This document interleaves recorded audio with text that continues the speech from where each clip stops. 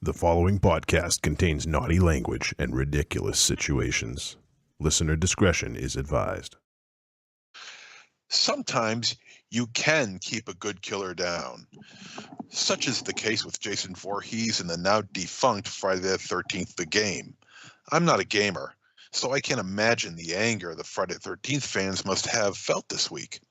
But to those who spent their hard-earned money to enjoy Jason Voorhees hack and slash his way through promiscuous teenagers deep within the woods of Camp Crystal Lake, I feel nothing but sympathy. There were efforts by fans to keep it going, but the suits at Horror Inc. wouldn't have it,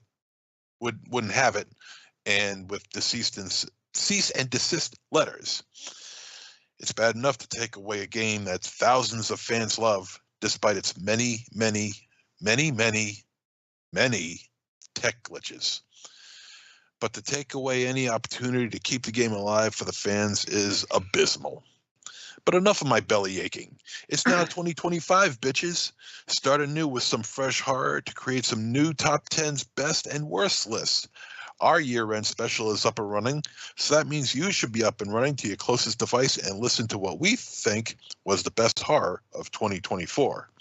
But what films are you looking forward to this year? And welcome to Trick or Treat Radio.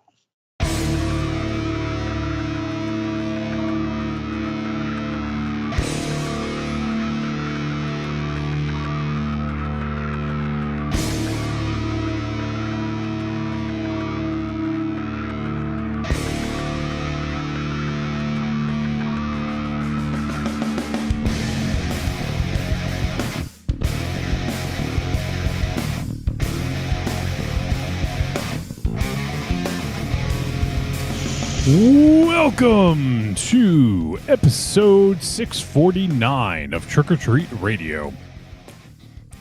Let's do something a little different this week. Trick or Treat Radio is a stake through the heart of horror and pop culture. We wade through the piranha-infested waters of streaming, VOD, and cult cinema in an attempt to find hidden gems to discuss so you can make informed viewing decisions. You can expect reflections, reactions, and other mayhem tied to the themes of the films we discuss. Episodes are streamed live every Thursday night at 8 p.m. on trickortreatradio.com. And then the audio podcast is released on all podcasting platforms Friday morning. Your hosts for this episode are Monster Zero. You can feel free to say something if you want there, MZ. Hello. There you go. Also, Michael Ravenshadow. Bomboleo. Ah, it's the return of the Bomboleo. It's true. He gave me a bomba layup. What do you think of that? And I'm actually should be giving him the bomba lay off. Yeah. I'm actually preparing something right now for we have a guest, but I had to get their forgot to get their feed all set up first. So let me do that, and then we'll also have a guest joining us in just a moment. So that's why you don't see any video, because I'm working behind the scenes if you're watching live to get this set up here. And also, myself, I haven't introduced myself. I'm Johnny Wolfenstein. And we're actually going to be messing with the format a little bit. We'll see how that goes. So we're going to try some new things. We're going to try to mix it up. And I don't know. We'll see how this goes. We'd love your feedback. So if you guys want to go ahead and provide any feedback for things you dig, things you don't dig, we would be more than happy to hear it. All right, I think. Wolfie, yes, go ahead. can I provide some feedback? Please. Everything you did was great, except normally I come after you, and then it's Monster Zero. You really got a problem with that, huh? No, I'm just saying. I just want the quality control. All right. Yeah, because the quality has changed because of this, No, I just think we can change some things, but we can be consistent. Well, you know what? Let's be inconsistent and let's bring in a guest. And our guest is Count Orcock, otherwise known as Cox Ferratu, joining us now live on the air. Hello, Cox Ferratu. Hello, Trick or Treat Radio. How are you this evening?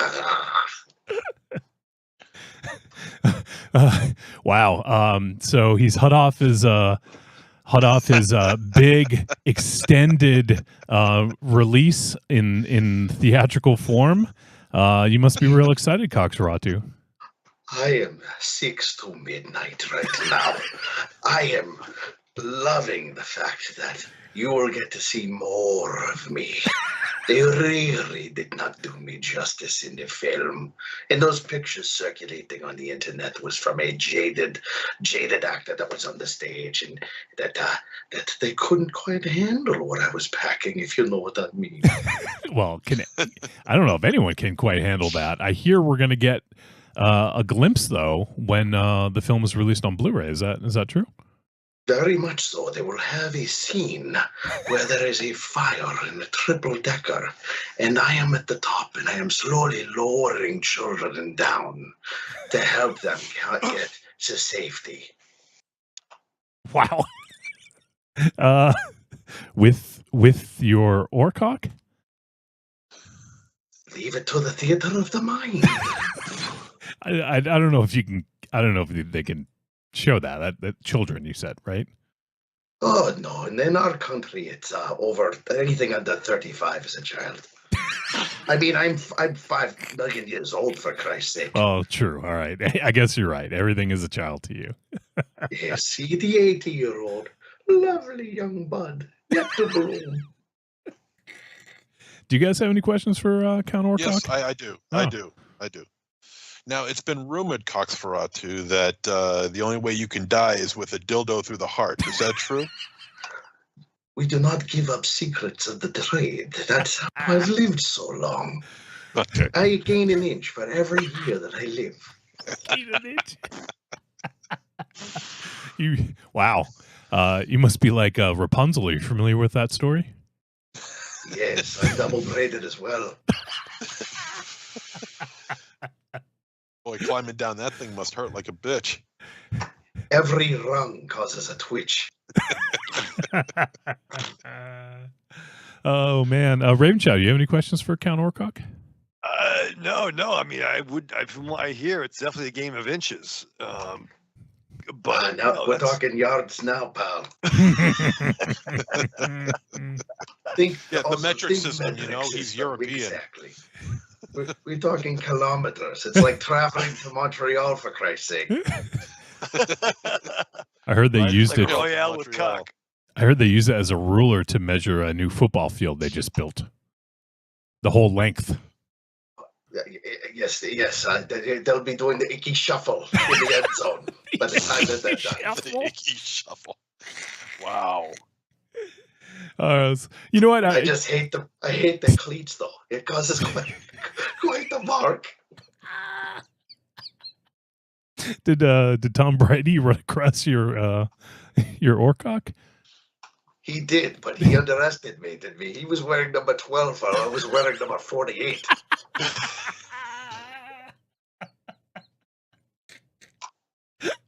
Well, I'm double jointed too. Well, Count Orcock, I mean, everyone is dying to see you in the extended edition of Coxferatu, which will be coming out, soon in the next few months, I imagine. Any departing messages for folks out there while they wait for the big reveal, so to speak? Do not accept any imitators here, okay? There's only one. There's only one Orcock. Just one. Very big Orcock. Very nice. Very nice, very evil. Captain Orcock. Captain Orcock. I can't even keep it straight. I'm sure he can, though. So we should see how big the canisters are that are going to hold the film for the next one. Are there any crinks or bends in it at this point? I know you're pretty old. No, I have good potassium. Good potassium. Strong like bull. Yes. Well, Count Orcock, everyone's dying to get a glimpse of the extended edition. So people will keep an eye out, an ear out for that. Put feelers out there. They'll do whatever they can and put down lots of money and tarps for when it arrives. But any final parting shots, so to speak? Yes, to educate the audience. If they want to go see the correct film, how they will determine the regular version from the elongated version is the fact that the regular version will say MS at the bottom. The extended version will say Mississippi. Count Orcock, thank you so much for gracing us with your presence and giving us that hot news right off the press about the extended edition. And people will keep an eye out for that. And we wish you all the best. And hopefully, no one tugs on it while you're saving children from burning fires, burning castles. It's just a pinch right now. But at the same time, I'd like to thank you guys for your time. I'd love to come back. But I do know that I was here before you, and I'll be here after you. So then you'll see the super extended long down cut. All right, everyone, Count Orcock. Thank you so much, Count Orcock. You can see yourself out. Goodbye. Wow. I bet you guys didn't know who our guest was tonight, did you? No. Well, there you go. Count Or. I don't know why. He's like a superhero. I keep wanting to call him Captain Orcock. Well, you know what? Oh, that's funny. So that's so weird. Count Orcock is gone now, but we're now joined by our good pal Anthony Landry. Anthony, you just missed Count Orcock, man. I know. I'm pissed. Like, that was like, you told me that you'd have him on, and I was like, Yeah. I can't wait to hear it. But, duty calls at home. Yeah. Well, he's got press junkets. We were fortunate enough to have, to speak with him for a few minutes, and Junkets. It was I caught that. nothing short of a true honor to have Count Orcock joining us today. That's right. So, but it is an honor, and it's a pleasure. I probably shouldn't say that in close proximity to talking about Count Orcock, but we are joined now by our pal Anthony Landry. What is going on, my friend? Hey guys, happy belated holiday season to you all. It's Yeah. really good seeing you. Yeah, you too, man. Thank you. Happy holidays to you, and I got the card hanging on the fridge right next to the Raven pal. Shadow card. So So you got the Raven Shadow card, which I don't know if it's been addressed, but it was phenomenal. oh yeah. Thank you, Boo. And That was all. good. That was all Marion all the time. Yeah, well, I mean, we know. I was fucking part of the creative process. Like outstanding Photoshop on that, by the way. Right. Unless that was real. That really happened. Oh man. So let's see. So Anthony, what's going on with the Horror Nerds podcast? Oh man. We've when you finally get the system down on things, how it just flies, and the front end of stuff is just No, I have no idea what Right. that's like, actually. none whatsoever. We're trying. Yeah, we spent like 7-8 months in pre-production on this, Mhm. and stockpiled written, sketches, things like that. Dude, we've been in God, pre-production so- for 12 years.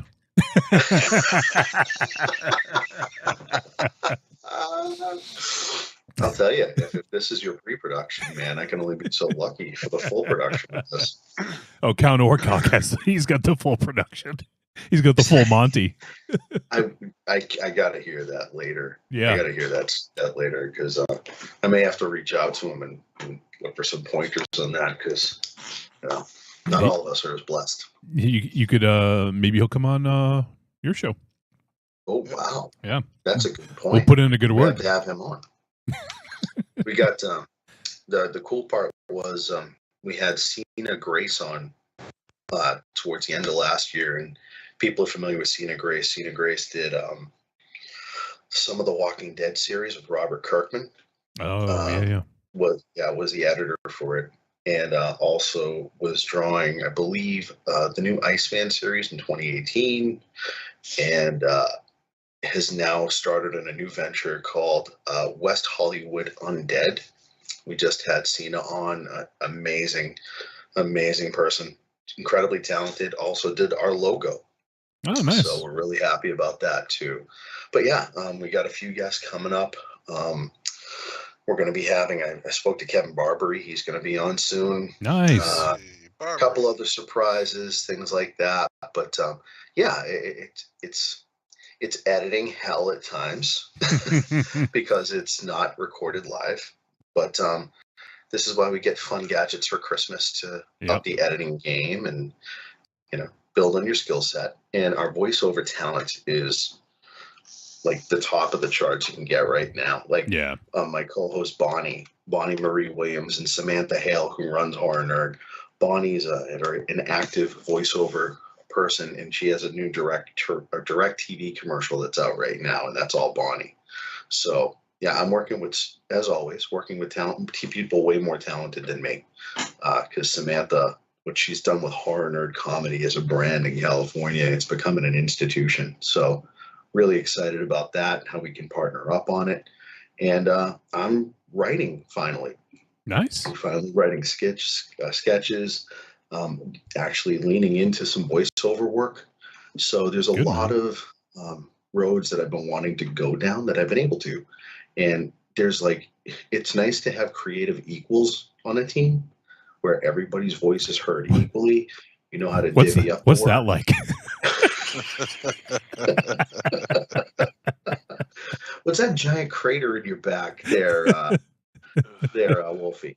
Is that holding the earth up? But at the same time, I'm really happy about the roads we're going down. We have a few other guests lined up that we'd like to surprise people with on social media. I mean, who would have ever thought that we now have a reel on Instagram that's got nearly 1 million views? I know, that's crazy. Wow. That's insane. That's catching lightning in a bottle on that. But yeah, we're actually, or as they say, lightning in a barrel. I would be saying that. I know you would be. That's one of MZ's famous mixed metaphors. Lightning in a barrel. We need a mixed metaphors episode. Oh man, there's been enough of them on this show over the years. You want some homework to do on that, Wolfie? Go back, listen to every episode, and get every single mixed metaphor. Never. But yeah, we're starting the new year off pretty good. Also, I'm going to be having on my friend James Nanny Jr. He directed a very personal film that won a few shorts called Burden. Came out this past year. Mm-hmm. It's horror, but it's actually more a reality-based one about a veteran coming home from war in the 60s after Vietnam and not knowing how to handle his physical ailments that come with it and the real horror that happens because of it. So Nadia Teichman cast it. She's Spencer Charnas's significant other in all the Ice Nine Kills videos, and she's an incredibly accomplished casting agent in California. But she's won a few awards for this. I just got to watch it today. If anybody can see Burden, I couldn't recommend it more. It's like $2-3 online to watch. It's a half hour, but it's incredible. Awesome. I'm looking to see if I can find it on IMDb here. There's a couple movies named Burden. I'll keep looking up though and see if I can find. Let's see. It's James Nanny, Nanney is the director. Oh, I might have just found it. The original Mr. Nanny. That would give that to his dad, who travels with him and helps him on films. Mr. Nanny Sr., though, is awesome. He's a North Carolina guy, but grew up a Celtics fan. Nice. Okay, I just found it here. Burden from 2024, written and directed by James Nanny Jr. And there you go. So it's available to. Did you say you can stream it online? Yeah, couple bucks. Actually, just posted a link today. Nice. If you guys go to my story on my social media, if people follow me, It'll lead you right to it. I reshared it today as soon as it came up. I had the pleasure of working There with you go. him on the Ice Nine Kills music video for a work of art. Him and I were there. Yeah. Okay. Yeah. And, Oh, yeah. He's good people. Gosh, man. And by the way, I'd like to thank you guys because, like, literally, when I look for reputable recommendations, this is where I go when it comes to watching horror films. And in general, you're trusted. You've never let me down yet. And you very much help me with any references that I use on the Horror Nerds podcast when it comes to data, info, all of it. So again, Wow. you guys are the godfathers of this stuff, and I appreciate you. Well, we appreciate that. Thank That's you. really sweet of you to say, man. Yeah. And we appreciate it. And everyone go check out the Horror Nerds. It looks like Corny says he just subscribed. So Thanks, Corny. By the way, I want to get to Corny's level where I get my own theme music now. yeah, That was that's a pretty great job crazy. by Rocky last week. That was a great tune. Yeah, Rocky's a good fucking dude. Good shit. So I realized in doing this new format stuff, I forgot to do the most important thing and kind of tell you what we're doing here. And tonight we're going to be talking about the film Y2K from director Kyle Mooney. We'll be talking about that. And one thing we're going to try out is to theme more segments and or mini segments around themes of the film. So it's not going to happen every single week because sometimes sometimes a movie is just a movie and there's not a lot going on and there's just what it is. But if there are some greater themes involved, it is something we're going to try to put in there. And we got some ideas for some new segments in the sort of the beginning of the show here. And also we're going to try to reel it in and we're going to try and do 2 hours. We'll see how that goes. It may, it's going to be a work in progress because, there's multiple reasons, but we do 3 hours a week typically, sometimes more. And I don't know. I don't know if everyone listens to every single minute. Not that is the reason we do it. The reason we do it is because we just like hanging out. We're buds. And this is sort of like our weekly get together and we just shoot the shit. And whatever else happens, happens. But if we can, do some things to kind of streamline things and to try some new things, because we've been doing the same thing for almost 12 years, then we're going to give it a go, see what works, see what doesn't work, and just go from there. So if you guys have, thoughts about any of this, please let us know. I'd love to hear, some feedback from people and see what you guys are digging, what you're not digging. And we'll do more of it and or less. We'll depends on if you like it or not. So that's kind of the deal here. And we're going to try some stuff and we'll see how it goes. So first up, we're going to be doing reactions. I don't know if this is going to be every week, but we're going to be doing a reaction video. And I'm going to go ahead and put up the video on the screen, and you're going to see all of our faces. And eventually, I'd like for Patreon supporters to be the ones who contribute the links. So this is going to be film trailers. It's going to be music videos. It's going to be short films potentially, and who knows? Maybe even like some comedy bits or like wrestling highlights. I don't know. Like I want to kind of open it up and see where it goes. I want to keep it, obviously to the theme of the show, horror. And if there is a sort of thematic tie to the film, I would like for it to be tied to that. But, there's a lot of different possibilities out there. So we'll see where that goes and how that all kind of shakes out. But I'm definitely excited to see what people recommend. So the idea is that we'll get more Patreon supporters will sort of be, giving us their thoughts about what they'd like us to react to. So that's sort of the goal, and we'll see how that goes. What do you guys think about doing reactions? Raven Shadow, what do you think? Yeah, we've actually the request has been people want Raven Shadow reactions, which is kind of crazy, but people want to know what you think of shit. What do you think about that? Good. That's good. Better than better health. Better health. I can only imagine what you'll watch on Patreon. All right, so I think we'll do that. Why don't we go ahead and do that? So what we're doing is, oh man, Marion says cake farts. I don't know if we can watch that. I think we get kicked. I think we get kicked off YouTube, for real. So as long as it's, as long as we don't get kicked off of YouTube, then I think it's in play. So why don't we go ahead and give this a shot? So if everyone could, we're all sharing we all have this browser that's syncing videos up. So this is the first time we're trying it. We'll see how successful this goes.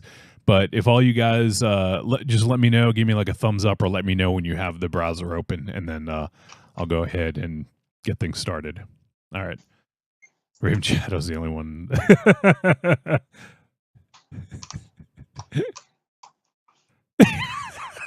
He's getting real close. Oh, I'll just wait for him to get it set up. Oh, wait, Marion says, wait, that's been done already? Cake farts? Yeah. Yeah. We didn't show it on the air, but we reacted to it.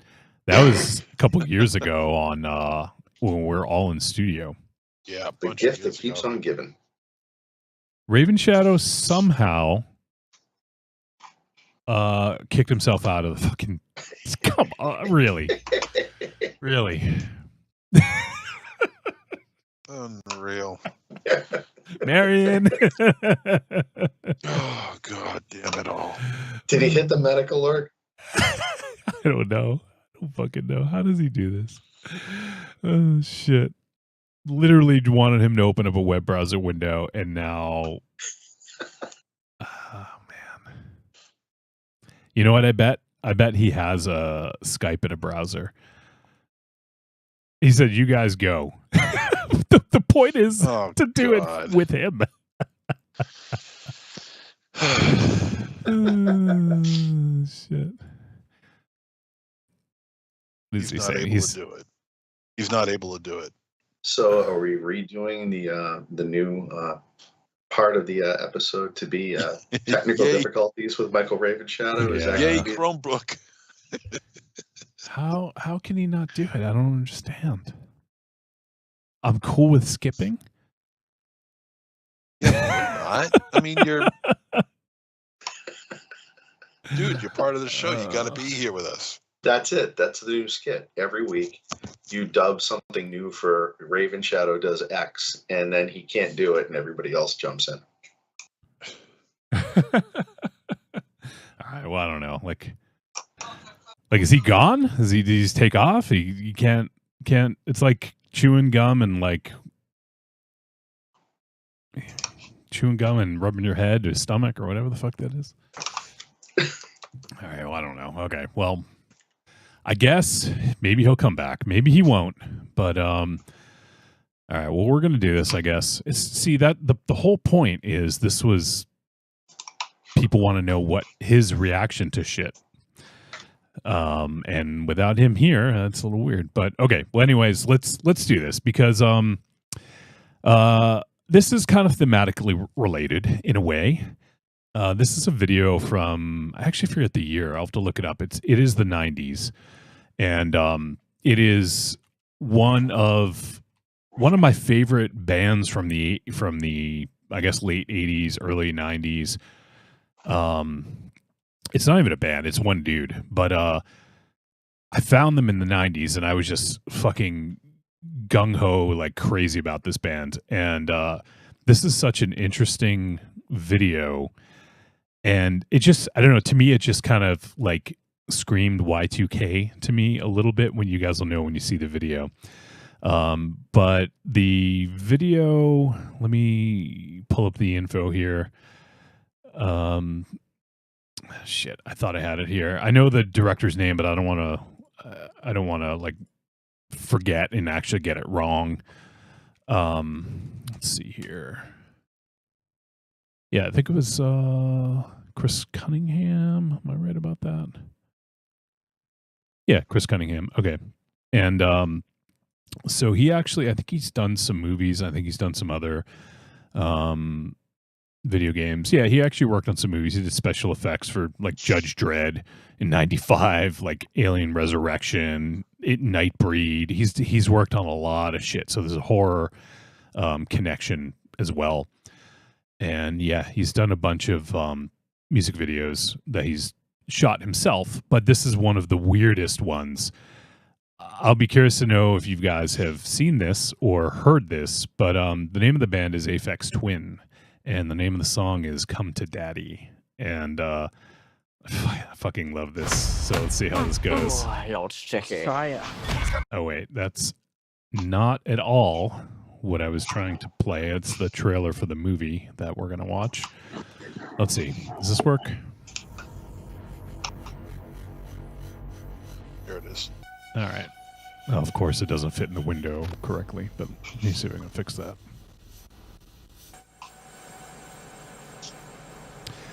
All right, so this is the music video for Come to Daddy. When I first heard this song, I was just so fucking blown away. I just absolutely love this artist. He's from Cornwall, UK. This is just a long intro.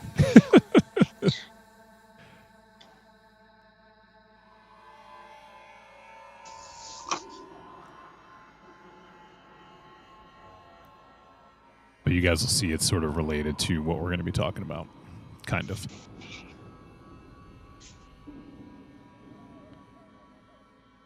Let's see if I can fix this video.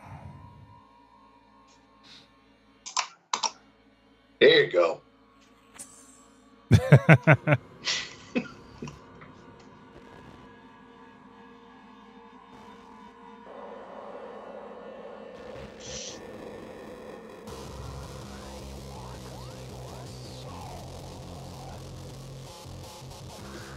God, this is bringing back so many memories. Yeah. I know. I got turned on to Aphex Twin at this time. Oh, did you? Yeah. Oh yeah. Yeah. Yeah. My coworker was 4 years older than me. Started playing at the store. Nice.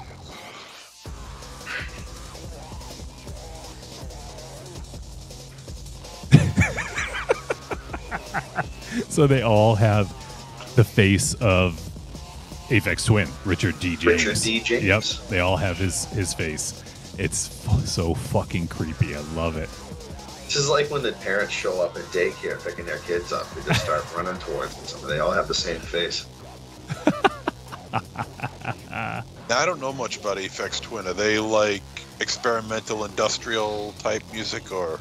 It's more just like electronic, like house music sometimes. Like his stuff varies. Like he has stuff like this that really pushes the envelope into like industrial, but a lot of his stuff is just sort of like dancey music. He has one album, it's Selected Ambient Works Volume 2. It's a fucking masterpiece, and it is totally different from anything else he's done. And what sold me out at MZ, you'll get this, on the CD when I bought it, it says, if the monolith in 2001 could communicate, this is what it would sound like. So I was like, holy shit, I have to own this. And I got it. And it's beautiful. It's ambient music. There's not like a beat, really. It's just all ambient music. You put it on the background, it's fucking beautiful. Or you go to sleep. Well, I mean, I think Arthur C. Clarke or Kubrick might disagree with that idea, but I could see where the argument could be. Well, yeah, it could be made. It looked like Scott Stapp in the car. Oh my God, really? What if? See? Yeah. Where eyes wide open. I run away from Richard James.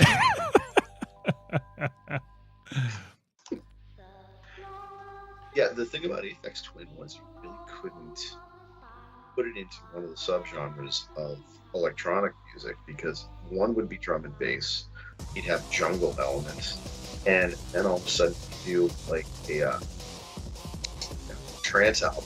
Yeah. And Yeah. it was just he kept it all like fresh. Like, so this came out when what? This was 97, this song. Yeah, so this was right when Prodigy was peaking. Exactly, yeah. Popularity. He was kind of lost in that shuffle, but I loved Aphex. Yeah, same. The Richard D. James album, when that came out, was like, it didn't leave my CD player for, I don't know, like months, I think. There's just something so mesmerizing about it to me, you know? So unique. Mm-hmm. He creates his own synthesizers, too. Like, the dude is a fucking savant. He's genius. So apparently, Ravenshaw, you've seen this video before. Marion says, I've made Ravenshaw to watch this before. Also, Rubber Johnny, which, if I'm not mistaken, preceded this. Oh, shit. Yeah. Rubber Johnny. I forgot about that. Yep. It's the same director, MZ. Oh, really? Yeah. Oh, shit. So fucking frightening this is. Wow, I forgot all about Rubber Johnny. Holy shit, that just major memory unlock on my end. Oh, man. really? Jesus. Yeah. We should watch that sometime. Yeah, right? Wow. Damn. I haven't thought about Rubber Johnny in, Jesus, 20 years. Wow. I love that they all have his face. This is so good. It was between this and Window Liquor. Do you know that song, Anthony? No, Oh man, that one's so good. I'm gonna have to listen to that after. Yeah. He basically is in like a hip hop video, and everyone has his face. It's fucking like, especially scantily clad women. They all have his face. Oh my god, he's a riot. He is, yeah. He's a fucking trip. I love that Ravenshaw is just smoking.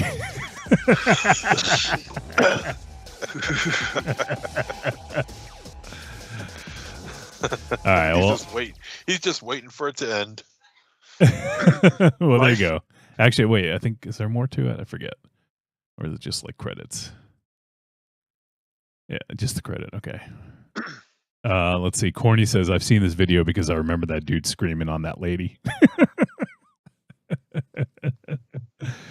and Double D just did like a laughing emoji. All right. Well, what'd you guys think? Obviously, you've seen that before, Anthony, but MZ. Yeah, it's definitely visual. You know, Yeah. I mean, as far as the video itself, it's pretty wild. The music, I think, coincides with the video quite well. I mean, like I said, I don't know anything about Aphex Twin. You know, I really don't know much about any kind of music during this time period, but it is impressive. I mean, that chaotic sound going along with just those visuals. I mean, it blends really nice. It's perfect. Yeah. Yeah, because it's, in a way, it's almost like a mini horror movie, you know, especially because it's the dude who did Rubber Johnny, you know. So yeah. I think, let's see, I think Rubber Johnny is on YouTube. I'm not gonna we won't watch it now, but let's see, Rubber Johnny, yeah, it's on YouTube. So if you guys want to check it out, you can just search for Rubber Johnny, and it actually shows up with the name of it is Rubber Johnny by Chris Cunningham, Aphex Twin HD. So it's funny that it comes up like that, but that's a fucking freaky video for sure. I just think back into, like, some people have fresh eyes watching it now, and they're like, "Oh wow, that's a wild video." Yeah, This yeah. was 1997. Yeah, no shit, right?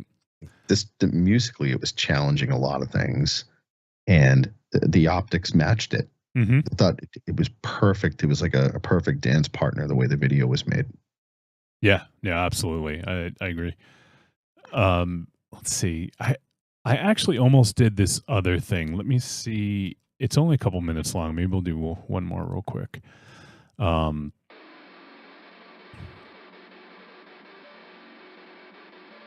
Okay, so I gotta make this a little bigger. This is Master Boot Record. It is fucking awesome. It's one dude once again, but it's sort of related to computers, you know, like it's all like there's a lot of sort of like nerdy music stuff going on in here as it relates to like computers and stuff. But this was one that I almost picked. But I figure we'll just listen to it a little bit. There's a video Raven Shadow, but it's just like a visualization. So Gotcha, I'm digging it. yeah, I figured you might dig this. But this is CPU, as you can tell, like very sort of techie. That's the name of the song, CPU, and the band is Master Boot Record. This is from the new album. It's fucking crazy. It's so good.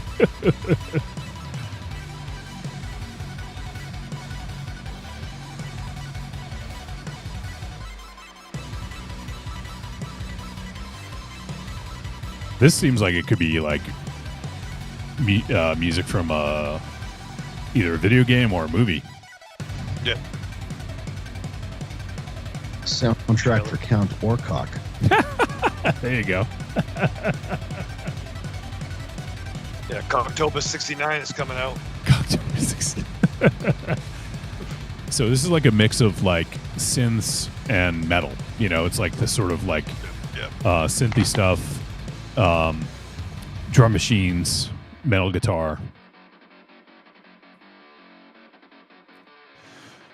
So I probably won't play the whole track of this, but it's not really a video either. It's just really reacting to music. But for Patreon supporters, if you guys want to go ahead and choose something for us to react to next week, if it ties in thematically to the movie we're going to be discussing, that would be preferred. But we'll take whatever you got. And what I'll do is I'll create a channel on the Discord for recommendations, so you can just post them all there, and that way, you know, they don't get lost. And maybe we'll do some votes. Maybe people can vote on which one they want to do. But it can be anything. It could be music videos, could be trailers if there's a new trailer that came out, or like a trailer you're, you know, like for a movie you're kind of interested in seeing or something. Feel free to use that. It can be, I don't know, a short scene from a movie, a comedy bit. I don't know. Like, sky's the limit right now. So feel free to do whatever. All right. So that's going to do it for That was reaction. banging. Oops. Got that. Oh, wait, I want to change. Come on. There we go. Okay. All right. So yeah, so we'll do that again. If you guys like it, we'll continue to do it. But ideally, we get Raven Shadow in on it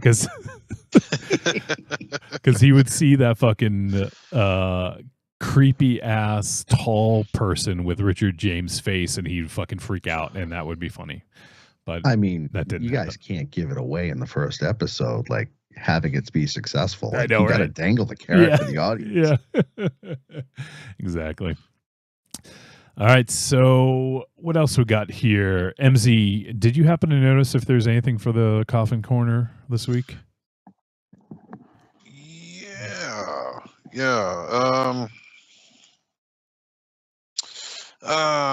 Damn it. Yeah, she I'm blanking right now. I don't believe this.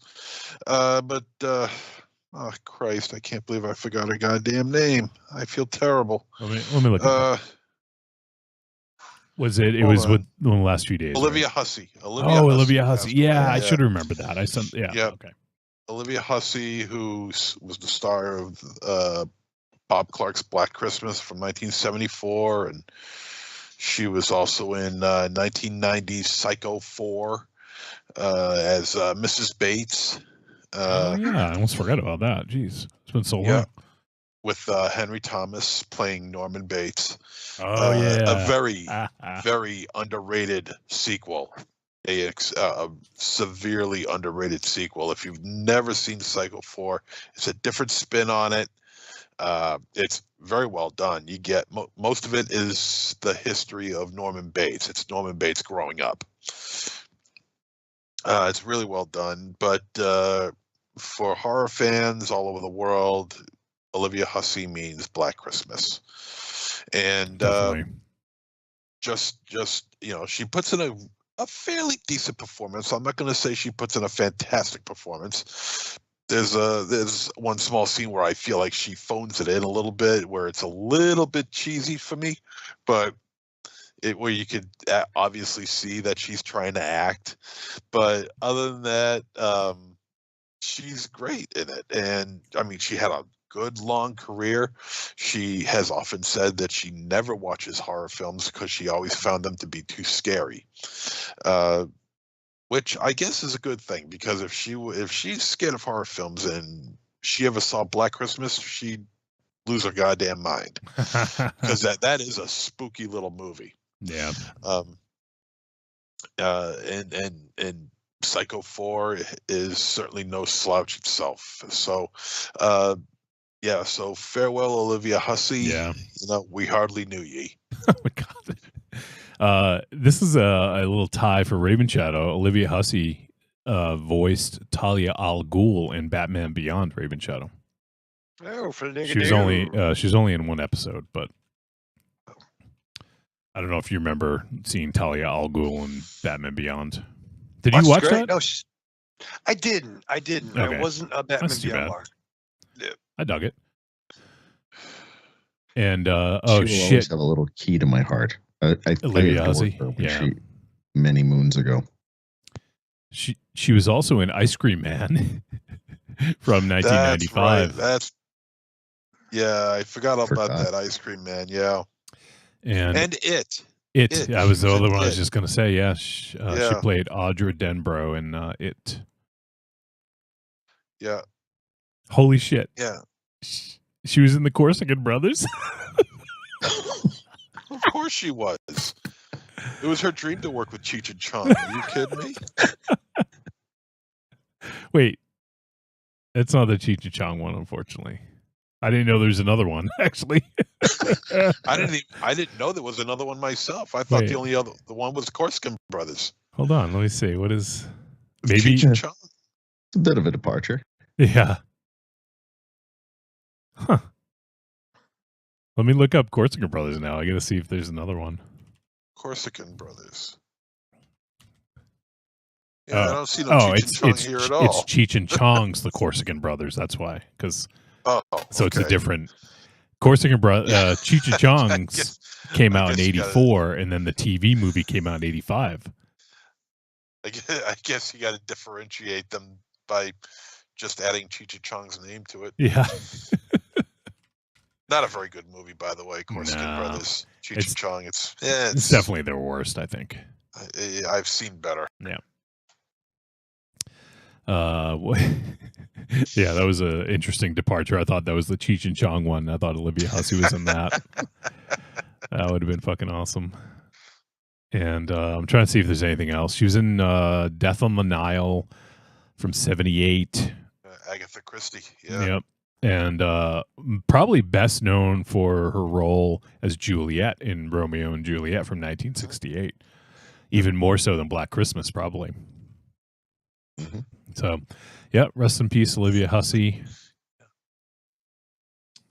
All right. Well, that's about it on the coffin corner. So. Yeah. Jimmy Carter.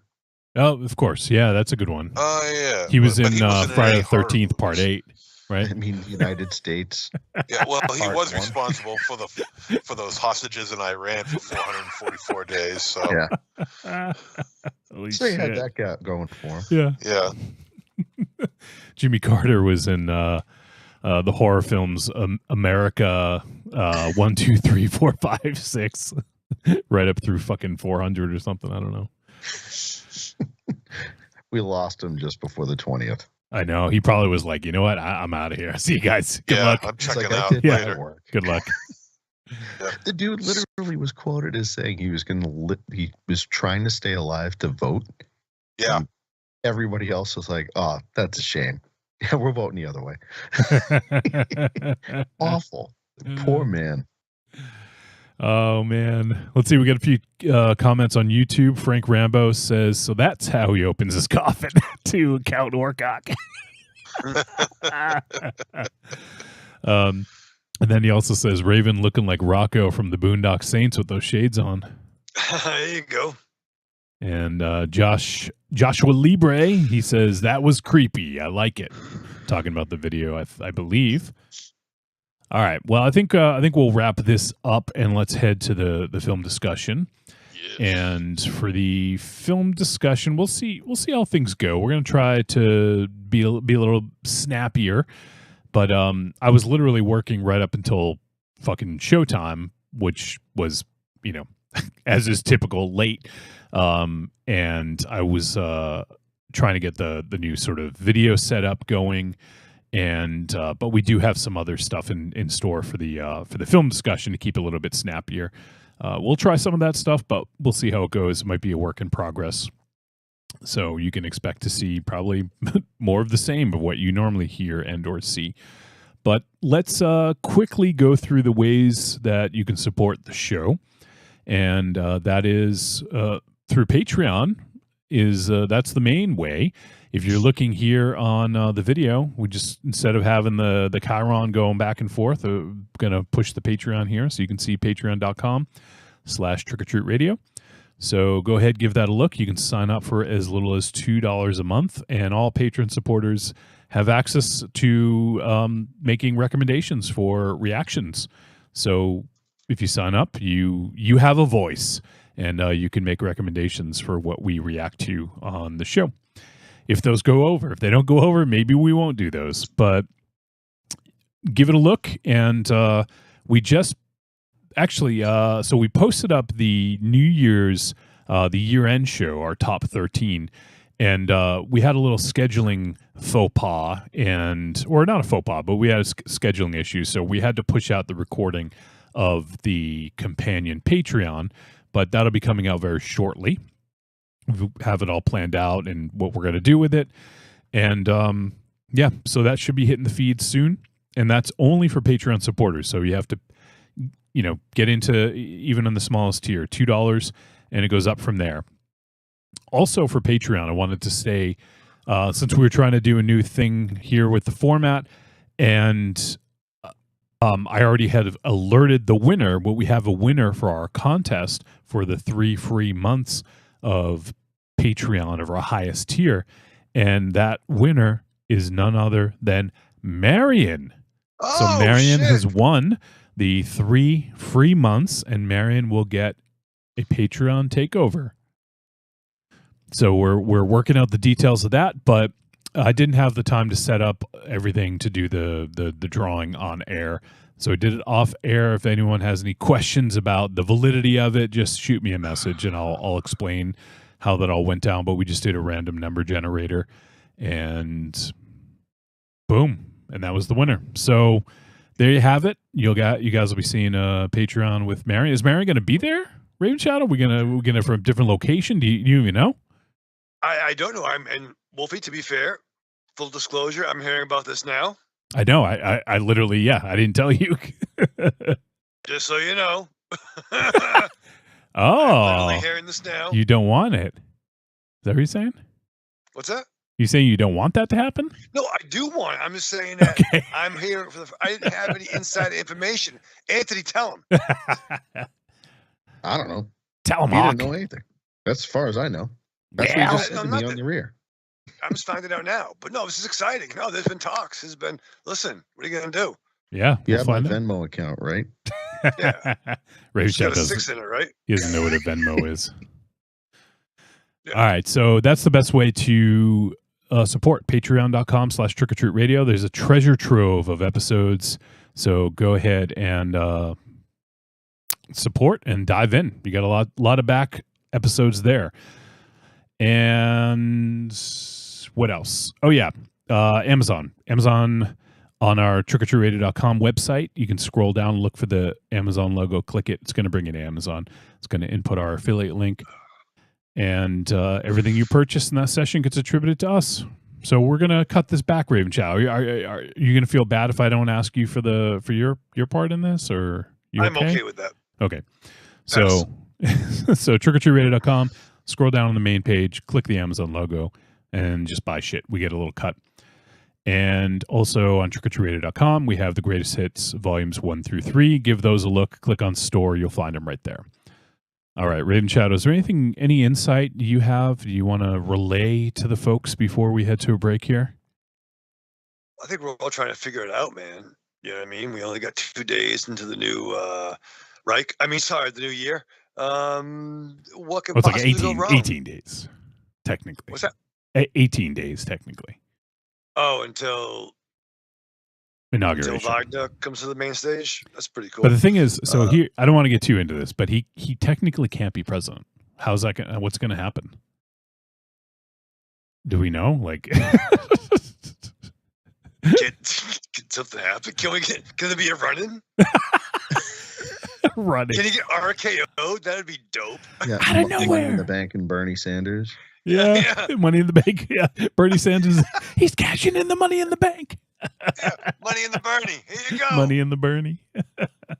I wish. If he's sitting there like in his chair, but he comes out and pulls out a fucking like Austin shirt.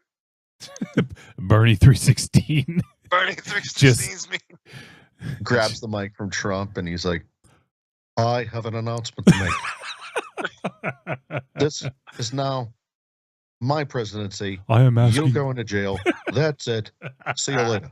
I am asking you once again. Never I have love I fucking ever. I'm asking you once again to hit Trump with a chair. Stone Cold Sanders. Stone Cold Sanders. Somebody shave his head right now. Shit. All right. So with that, Bernie 316 says, I just impeached your ass. And you better believe. Bernie 316 says, you get free college tuition. yes. Get ready for live event series. You better believe. I strapped on. All right, we'll be right back to talk about Y2K. You go through your week with the same old routine.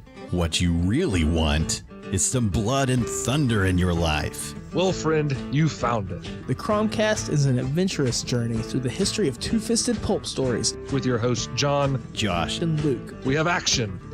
horror. An adventure, all through the lens of pulp luminary Robert E. Howard. Don't just stay in your ordinary life. Find your pulp life at thecromcast.blogspot.com. The Cromcast, The Cromcast. The Cromcast. a podcast for the barbarian at heart.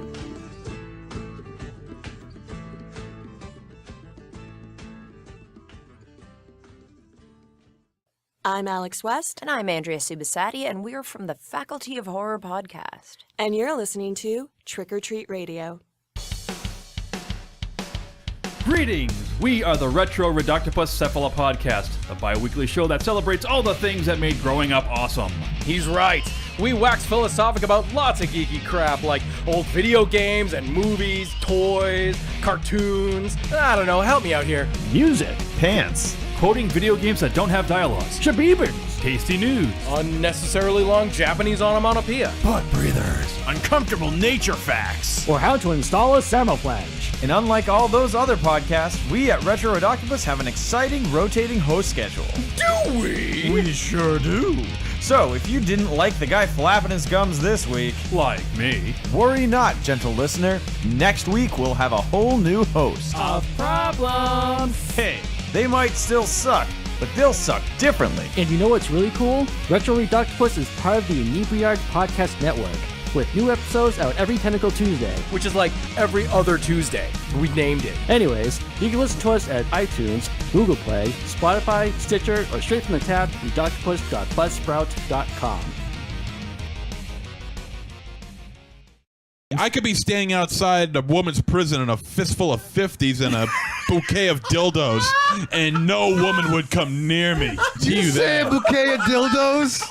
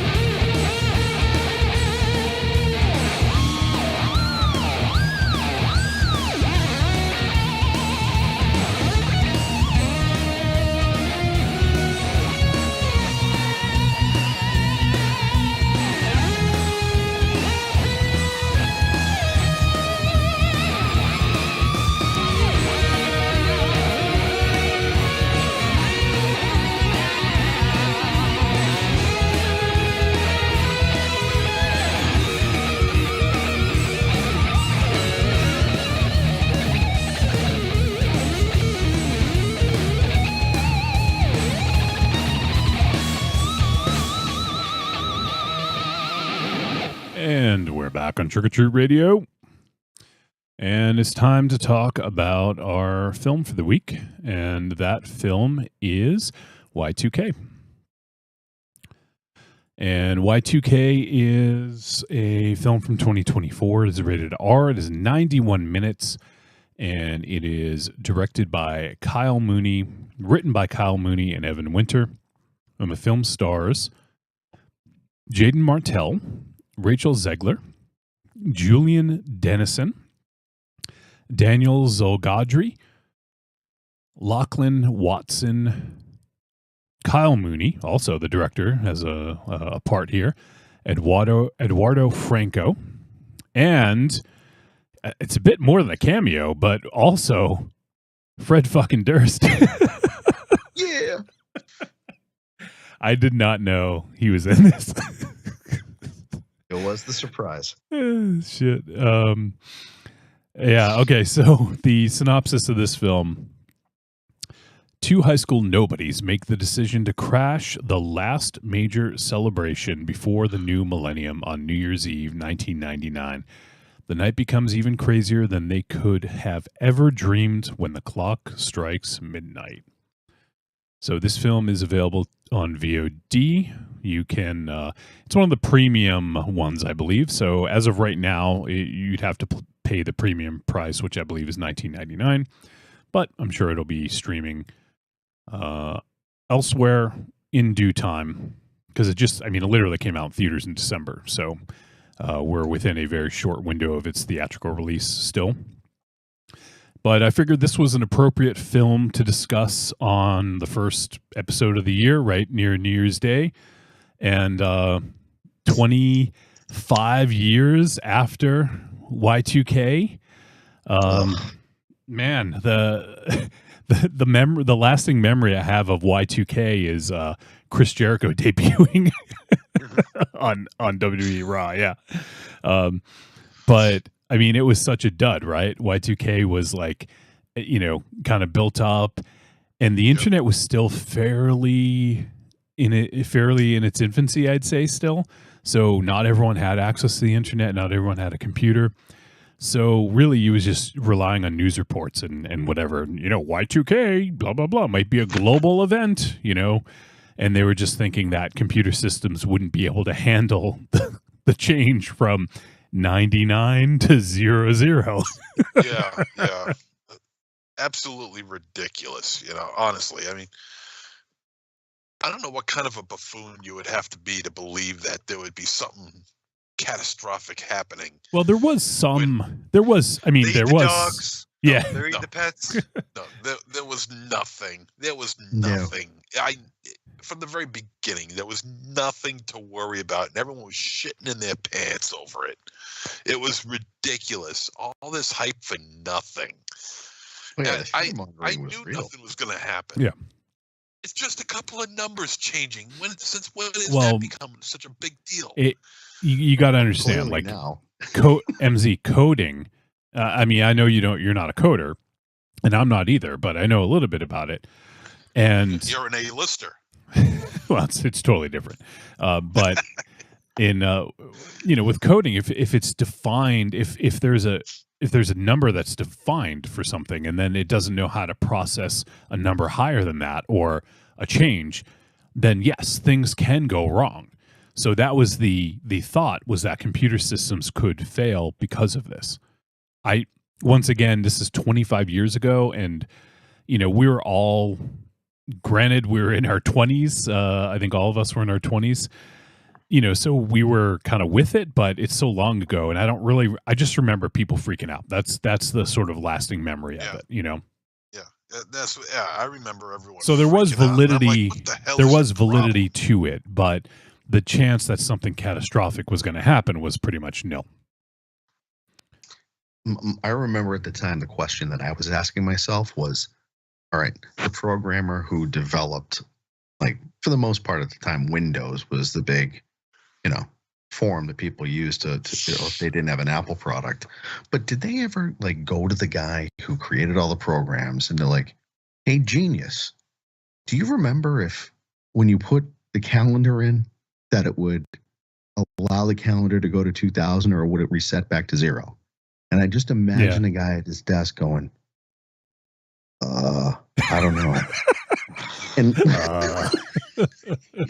like, the fate of the world is on this guy. And I don't remember. What do you mean you don't remember? Like that was what I was asking myself back in the day, is who effed up here? So I'm actually reading an article here. It says, did it pose a threat?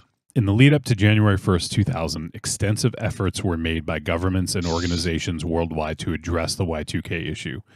These included auditing and updating systems. Many companies invested significant resources in identifying and fixing potential Y2K bugs in their software and hardware. Public awareness campaigns, governments and organizations informed the public and prepared contingency plans. Now, the potential threat, it says here, infrastructure failures, concerns that critical systems such as power grids, banking systems, and transportation networks could malfunction. Data corruption, potential for databases and applications to produce incorrect data or crash. And there's also widespread worry about disruptions leading to economic instability. So while it says it was a legitimate concern and posed a potential threat, the extensive preparations and response effectively mitigated most risks. In hindsight, it is often viewed as a successful example of how awareness and preparedness can prevent a predicted disaster. Now, I don't know how, how legit this site is or whatever, but it says here that, for example, the year 1999 was represented as 99, and when the year rolled over to 2000, it would be represented as 00. This raised concerns that computer systems would misinterpret the year 2000 as 1900, potentially leading to failures in systems that relied on date calculations.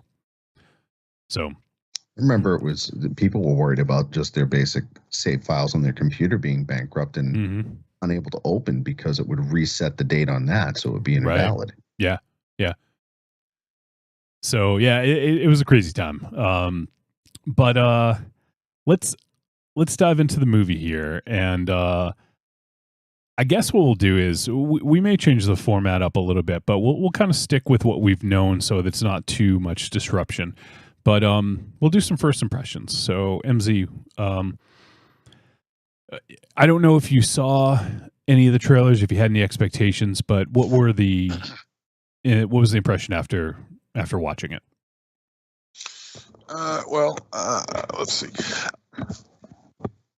Well, I always thought that the idea of the Y2K situation would play off as an interesting horror movie or just a drama, and as I looked it up, I noticed that there were a couple of movies done with Y2K. So, and I never seen any of those, but the idea of having all technology run amok and destroy humanity as we know it, it has a very interesting horror arc to it, and I mean, if you were to believe the bullshit that went on 25 years ago, I'd say it's a reasonable argument to make that it's, this could destroy the world, Yeah, and we've seen plenty of fictionalized disasters. So why not just use a one that was a potential reality as a basis? I think it's a good idea. It is a good idea. Now, it all depends on whether or not how well the makers of this film handled what could have been a real potential disaster. And, it's not what I expected. Okay. I expected something a little bit more truth-based, yet still hold on to that comedic vibe. And this film does have a couple of chuckles in it. Not many, but a couple. But like I said, it goes off in a direction that I didn't see coming. To be perfectly honest with you, I expected something a little bit more reality-based, a little bit more truth-based, but we didn't exactly get that here. What we got here is something a little bit more played up, exaggerated. Yep. I think is the best word for it. All right. Raven Shadow, how about you? I would say that I kind of agree with some things that Monster Zero had mentioned. The movie Signs by M. Night Shyamalan. I saw the picture in theaters. I enjoyed it. But the whole making crop circles was debunked, right? It was a bunch of drunk fucking pig farmers who knew how to fucking wear certain fucking shoes to fucking keep the fucking crops from fucking growing up, right? And having lived through Y2K, coding, schmoting, right, wrong, or indifferent, it all worked out. So whether it was the last time that people of the world used pre-planning and proved their resources could be used for good and not fucking every citizen of Krypton, so we know like Papagino said, Y2K is a bunch of baloney. Come on in for a large pepperoni. You know what I mean? Right? Did they legit say that? Dude, on Grafton Street, when we used to peruse Holy Grafton, shit. Okay. that one by Caldor was Y2K is a bunch of baloney. Come on in for a large pepperoni, dog. It was dope. If I had my disposable camera, I would have took a picture of it. Holy Kids. shit. You know what? Now that you say that, I actually it is fucking ringing a bell. Because we drove up that road multiple times a day probably. Between the manor and whatever by the PK. Yeah. Where Friendlies used to be. Yeah, Y2K is a bunch of baloney. Come on in for a large pepperoni. Not even small. They want you to get a large. Oh, get a large, dog. Listen, we all lived through it. Get a large, son. Just in case, right? Yeah, so you have extras. Yeah. We feast like a Ninja Turtle. Yeah, fucking. It was the Count Orcock special. Callback. It's a 30-inch pizza. It's a 30-inch. Somebody request a $5 Orlock. All right, how about you, Anthony? Any first impressions of this flick? When I first saw the trailer, I'm like, all right, yet another person's going to try to encapsulate a period piece and probably fail miserably. But yeah, my first impressions of it were I was kind of pleasantly surprised. It was a lot more saccharine than I anticipated at times. Some very, very funny humor in it. And it really, I think it was a quality flick that A24 put out again for the period piece of the late 90s. I think it encapsulated it pretty good. All right. And yeah, for me, the 90s were an interesting time for a lot of us. That's when we were in our formative years as friends, Raven Shadow and MZ and myself. It was sort of like the height, I would say, the late 90s, you know? Right. My love for the 90s is the late 90s. Yeah. Like 96, 90, and that way. Not like right, 90, high school. 91. Yeah. Yeah. So that was sort of at the height of our, like, I guess, in-person friendship, you know, before, you know, different continuities and, and all that. But we were in our early 20s. Yeah. We all graduated high school. You know what I mean? It was that we could drive, we could stay out late, we didn't have bedtimes. Yeah. And I feel this movie captured a lot of that fucking vibe for me. Like I regardless of what I think about this movie, I had fun with it because it was such a snapshot of that time. And I do, like Raven Shadow, I actually like the late 90s better than I like the early 90s. For me, early to mid 90s, as far as music goes, like I just feel like I was not, there was some, don't get me wrong, there was some great stuff, but for the most part, I was not a huge fan of like the grunge movement. I can appreciate a lot of the music, a lot of the musicians and all that, but for me, like it just wasn't it. And then in the late 90s, we sort of got back to having a little bit more fun. There was like, whether you like it or not, nu metal was a thing, and people just were, you know, there's more electronic music being sort of like integrated into rock and metal, and I don't know, it just, and sort of like the whole tech like vibes started to seep into different things, you know, and that's sort of what I think I liked about this. Go ahead. No, I think it was a course correction time too. It from music to even culture and fashion, like it just was that switch. Truly 90s. I think 97 to 99. Mm-hmm. Yeah, I loved it. You know, like, you know, right, wrong, or indifferent. I'm not saying everything was a masterpiece, no, but wrestling for sure. evolved. You know, I'm not saying it was all fucking great. Wasn't all fucking great. But yeah, it just, and once again, we were driving and we could like we'd go to the Words and Pictures Museum at 3 a.m. On the night before they're closed. One day they're closed. The whole entire town's closed on Monday. Yeah, did you know that, Anthony? The whole fucking town of Northampton's closed on Mondays, or it used to be. What? We went to go to the Words and Pictures Museum once. We literally decided at like 3 a.m. I think. I don't know if it was you, Raven Shadow, or one of you guys. Like, a bunch of us. Tron was there. Yeah, it was a bunch of the regulars, and we were all either between jobs, not having jobs, and don't want jobs. Yeah, exactly. And we were like, dude, we're up. Why don't we just go to Northampton? Yeah, let's go to the Words and Picture tomorrow. We'll just go, like, stay up all night.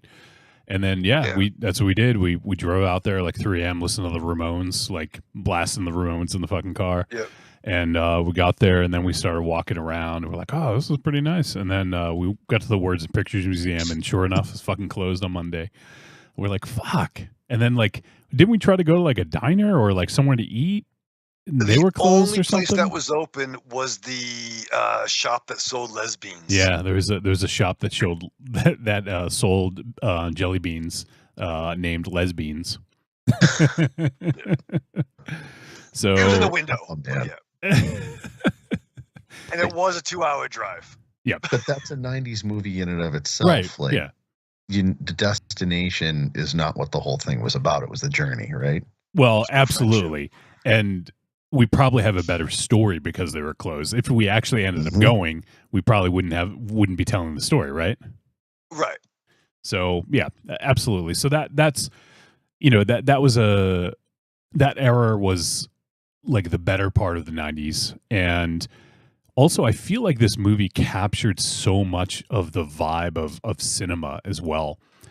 Because there was like hints of like the Matrix, of hackers, like all of these late 90s movies, and I was fucking just in love with that. Lawnmower Man. Lawnmower Man, yeah, that's a good one. That was like midnight or early to mid 90s, but yes, still absolutely. But yeah, like I totally got those kind of vibes, and I really enjoyed that aspect of it. And it is in a way sort of like, to me, like if I were going to give an elevator pitch, it's like I would say it is Superbad meets Maximum Overdrive, in the 90s. And that's kind of what it was in a way, with a PG-13 Superbad meets Maximum Overdrive. Yeah. Like you kind of took the words right out of my mouth on that one. I immediately am like, okay, so Y2K this is Maximum Overdrive, and insert like Superbad's very accurate with that. Yeah, but you could say Can't Hardly Wait. You could throw in that's a good one. Yeah, you can throw in just all of those super like the new Brat Pack late 90s crowd of like comedy, coming of age comedies. It nailed that aesthetic beyond belief. Yeah. And the American Pie crew. Yeah, yeah. And this one is rated R, actually. I know it's not quite as hard of an R as Superbad was, but is it really? Yeah. It's not really. Yeah. Actually, let me see why they give it the rating. Just to probably for gore. Probably the language. Probably. Okay, rated. No, the cock in the Oh yeah. Cock. There is a fuck scene. Yeah. Yeah. Rated R for bloody violence, strong sexual content, nudity, pervasive language, and teen drug and alcohol use. All right, because there was no nudity, and believe me, I looked. Dude, there's nudity. Not much. You obviously didn't look much, close enough. It's just that one scene, right? Well, two scenes of the same. Oh, the dick. Yeah. I'm surprised you don't. You love looking at D on screen. No, I don't love it. No, I applaud. Apply. Oh, I'm sorry. Potato dictato. I don't know. Like theaters when it actually shows in the screen. I do. I'm like, he's a golf clap. There was a fuck scene. For crying out loud. I tapped the guy in the front of me. I'm like, hey, bro. Bro, did you see that? We just created a new must do whenever you go to a theater to watch a movie and a schlong comes out. You're just like, schlong clap. Nice cock. You gotta compliment it, yeah. Cock clap. Nice hog. Cock clap. There you go. I'm trying to remember the dick scene. What dick scene? Oh, Dick Scene Carlson. Yeah. No, seriously. I mean, I don't remember the dick scene. I remember the fuck scene, but I don't remember the dick scene. Or are they two of the same? Are they the same thing? Or no, am I missing something here? No. Yeah, the F scene was very tame in and of itself, to be honest with you. At the beginning, when he walked in on her, is that the one you're alluding to? No. Oh, when he was riding on the waterbed? No. I'm talking about the I didn't put it as eloquently as you. No, I'm talking about the. What's the main dweeb's name? Eli. Eli. Yeah. The porn that's on his computer. That's what I'm referring to. That's it. Oh no, that's a video. It's still on. That's a video. It's a video. Oh my god. I didn't look for what was going on because it was just like bouncing real quick, and I didn't know if there was. But I didn't know if that's what you were referring to. That would All right, so it's not what you were referring to. It's not what anybody's referring to. I'm the only one referring to the fuck scene. You guys are talking about the cock scene. I have no idea what you're talking about with that. The cock scene, the fuck scene. Don't let the chaps out for laughing, right? All right. Just don't even eat your heart out. Yeah, exactly.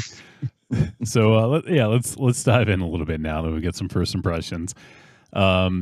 So this this dude Jaden Martell, he's from he was in Stranger Things, right? Oh, that's right. Oh yeah, he played Bill. Mm-hmm. Okay, I was thinking, like, wasn't this dude like one of the younger kids? And yeah, okay, that's right. He was. Oh, he's also in The Lodge. You guys remember The Lodge? We did that a few years back. Yeah, he's one of the kids in that. Okay, so I know we've seen him in a few things. So that's what it was. Okay. Yeah. So Jaden Martell.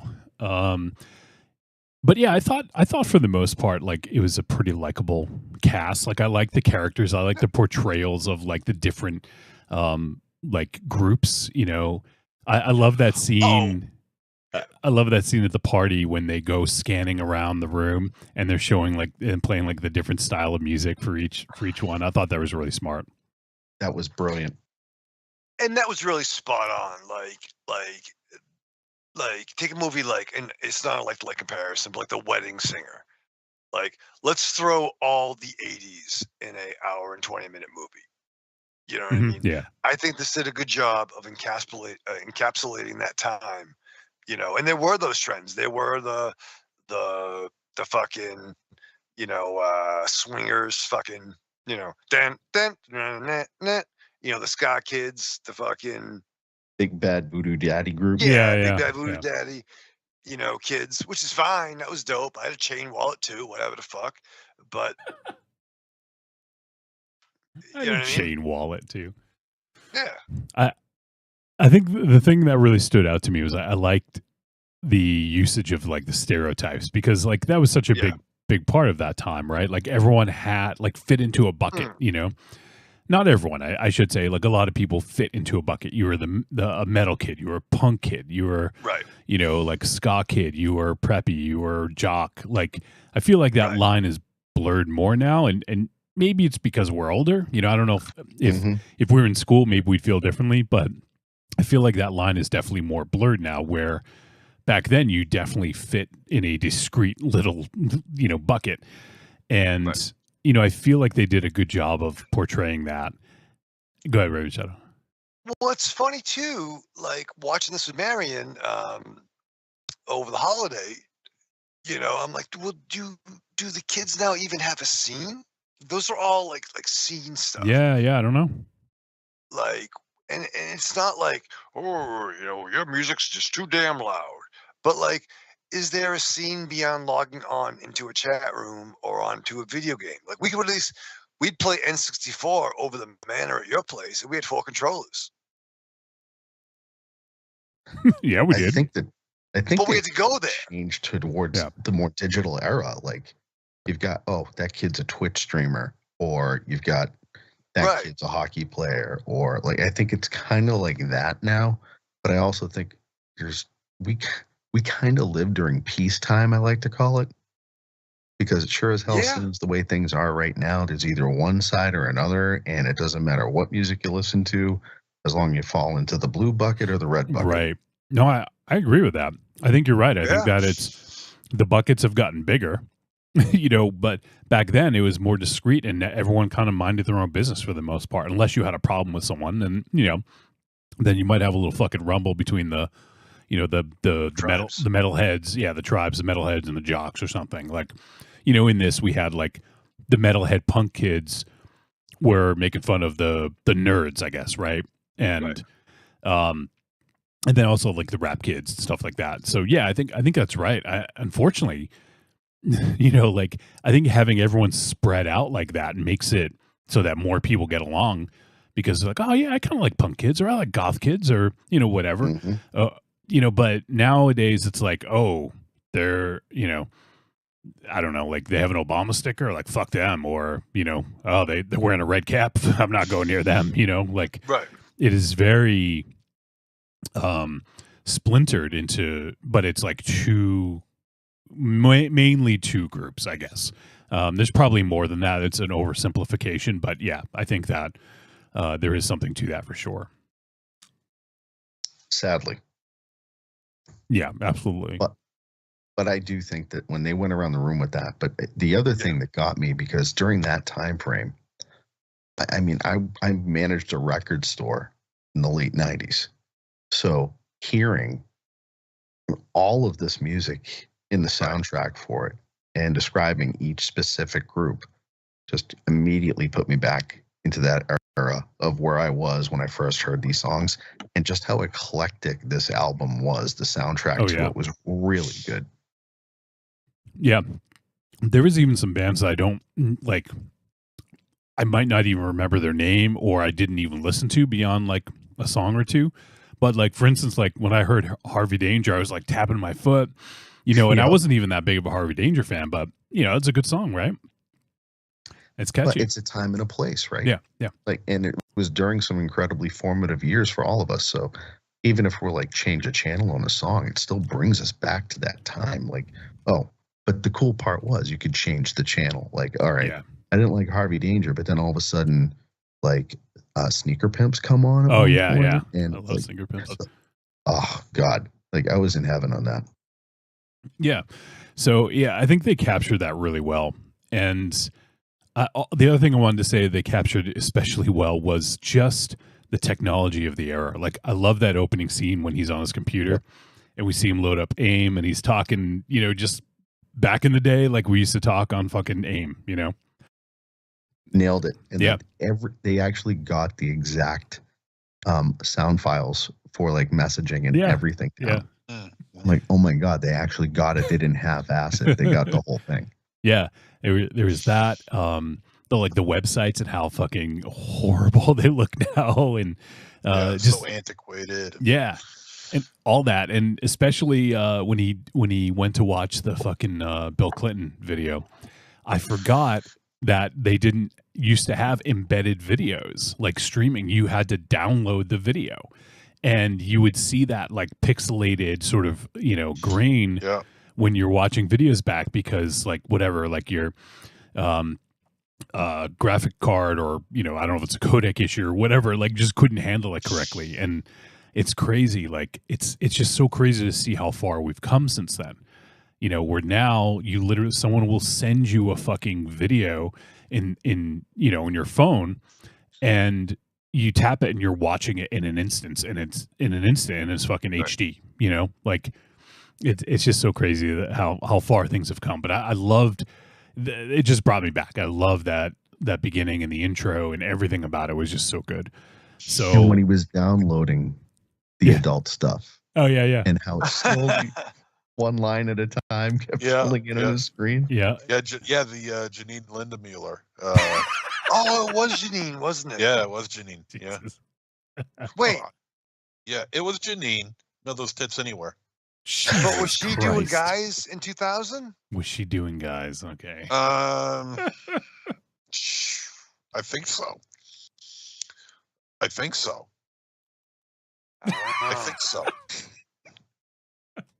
Wow. I'm going to defer to you guys. Yeah. I'm just saying that before she had a line that she wouldn't cross.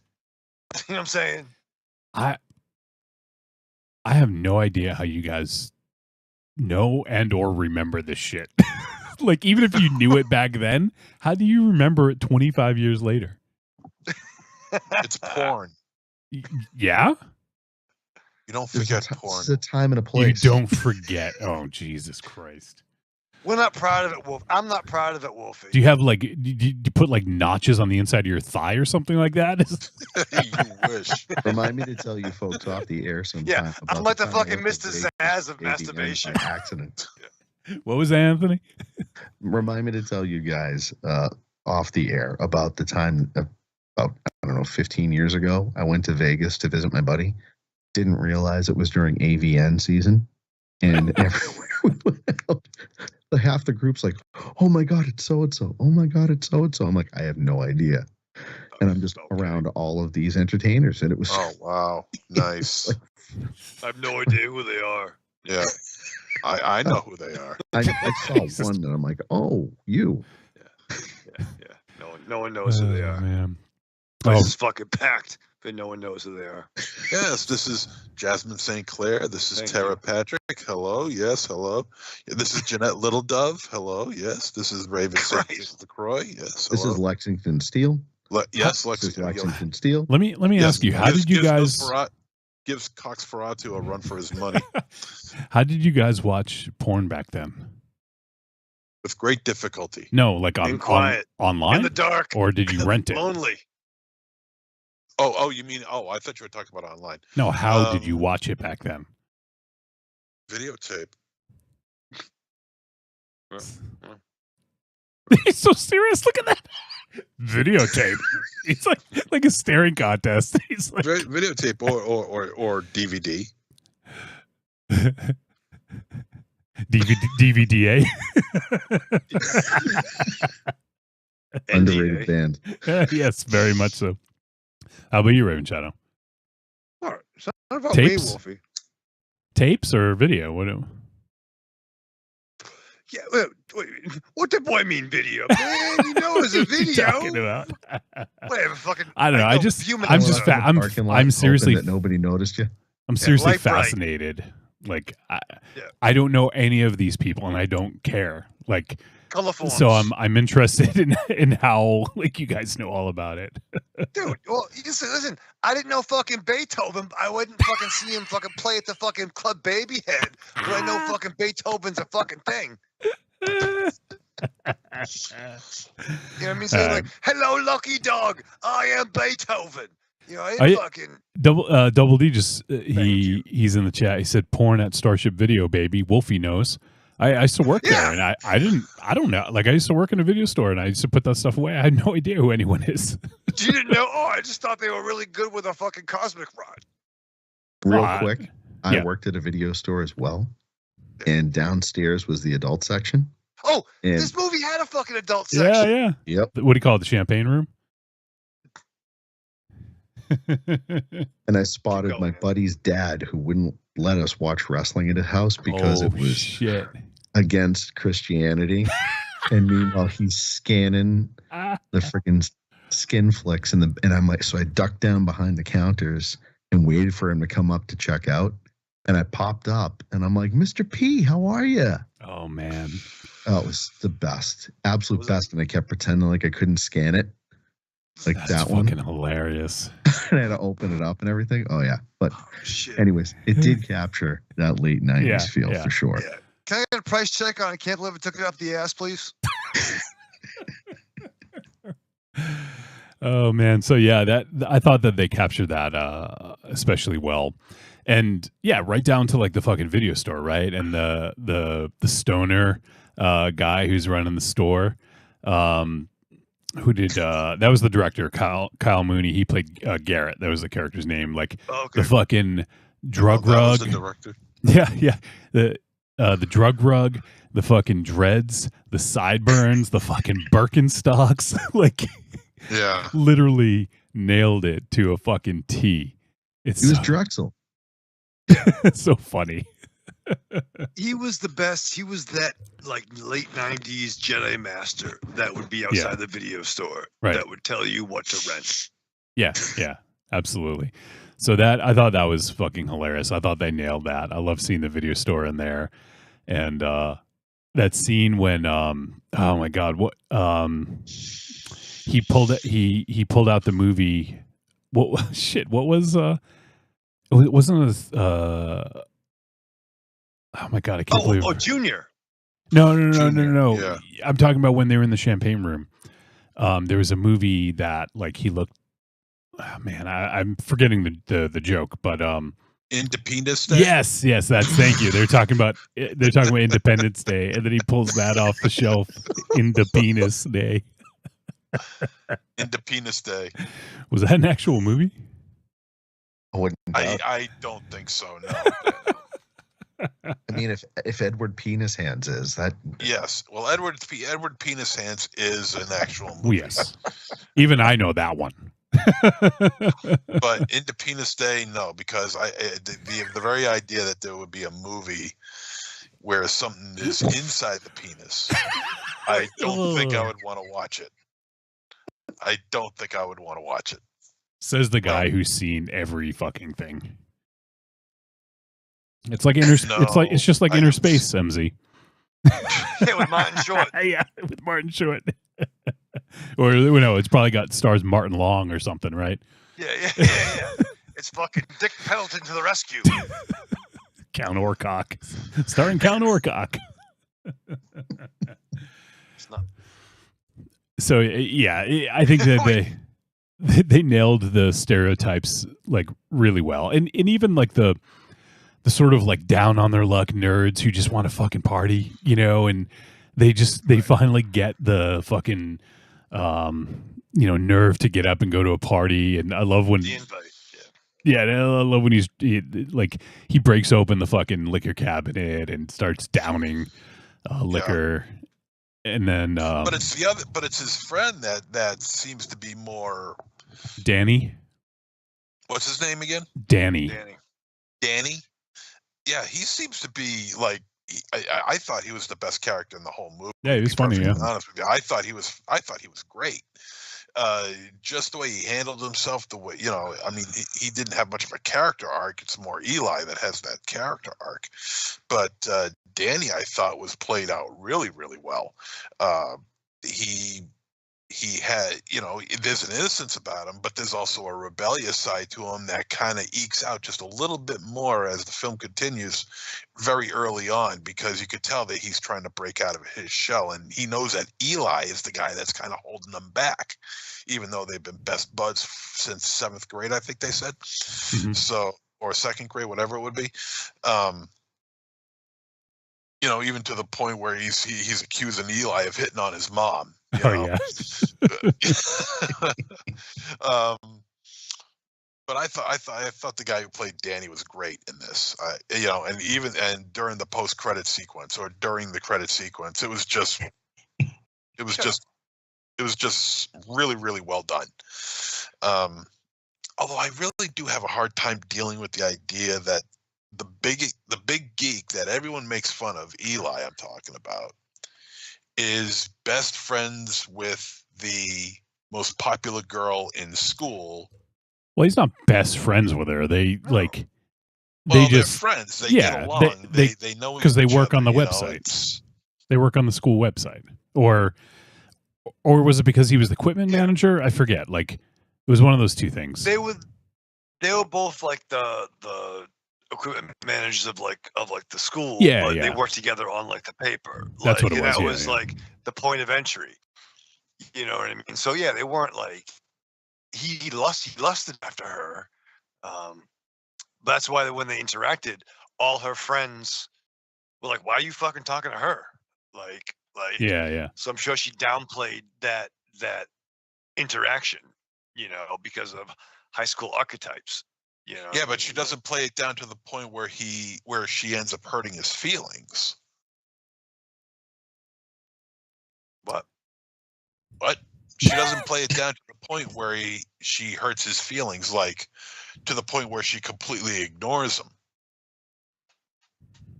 Yeah, like she made him feel non-existent at right, one point, right. And that's what really hit him. And that's kind of part of the course, right? Like she has to keep up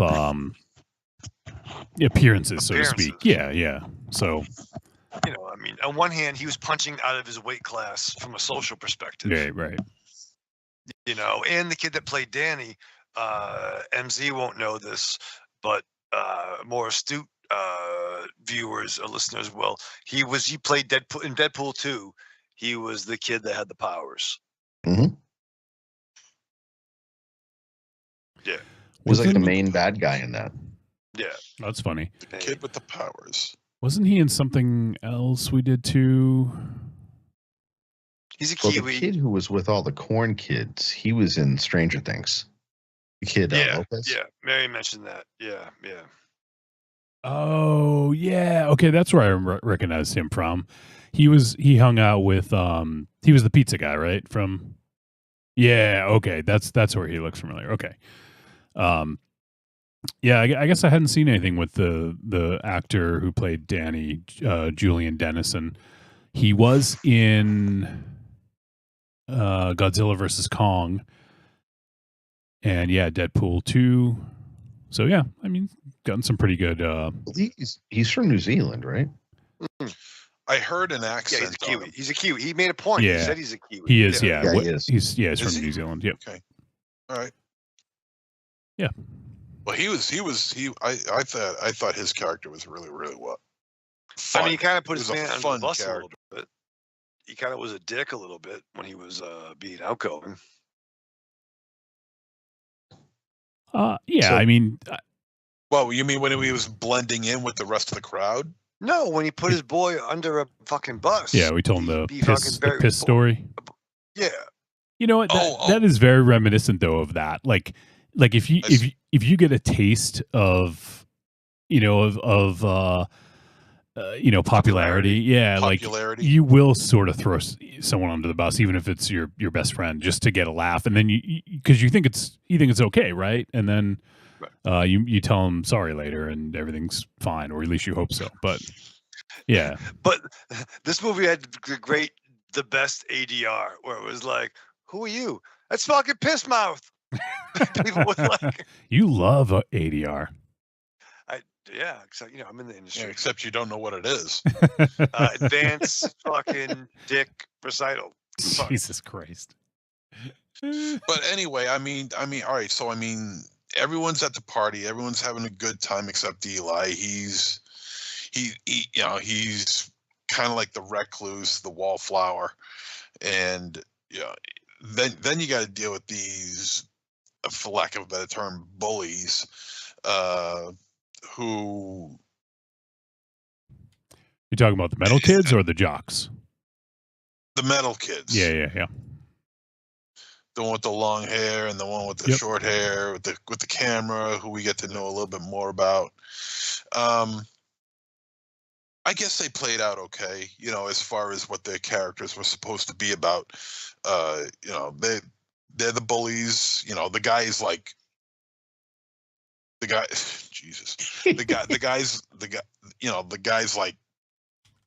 He looks pretty tall. He looks like he's about at least 6 feet tall. 6'2", 6'3", probably. So. Oh, like the leader guy.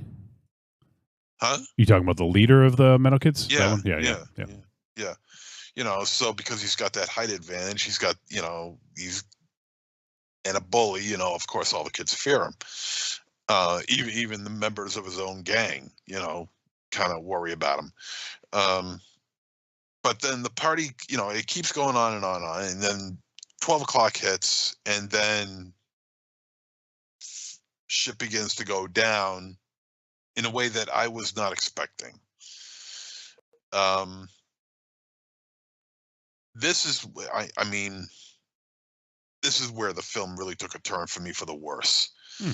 Okay. Yeah, because, Y2K is happening. All hell's breaking loose. Computers are taking over the world, and all of a sudden, all these small bits of machines or whole machines have decided to just come together to become like a sentient being. Which, you got to put,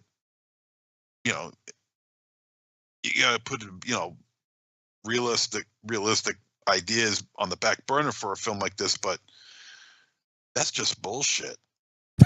Says the guy that likes Transformers. Excuse me. They're from Cybertron. They're from a separate planet. I'm not even going to get into it, okay? Because otherwise we're going to go down a completely different road, and we're never going to get back. But I mean, if you got like a pedal car with a fucking with like erector set arms on it, holding on to a lighter and a can of hairspray, I guess it is, and the guy's like, "I'll use gel." It's like, look, I know you got to do stupid things to get the plot moving along, but give me a break, okay? Honestly, and it's that kind of horse shit that proceeds itself throughout the entire movie.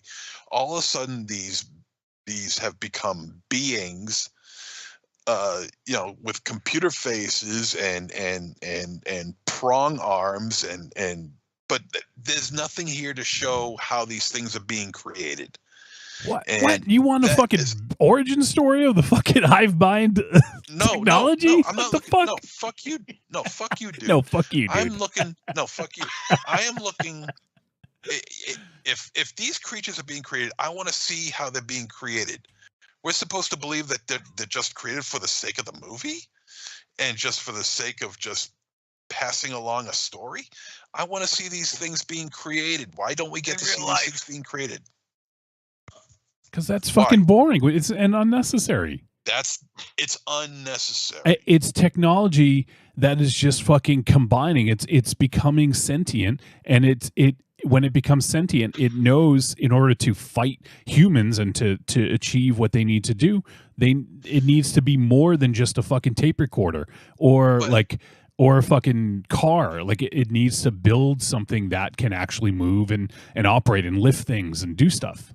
All right, fine. So how come we don't get to see that? Because it doesn't fucking matter. Get to see the creation of that. I don't want to see the creation. I do.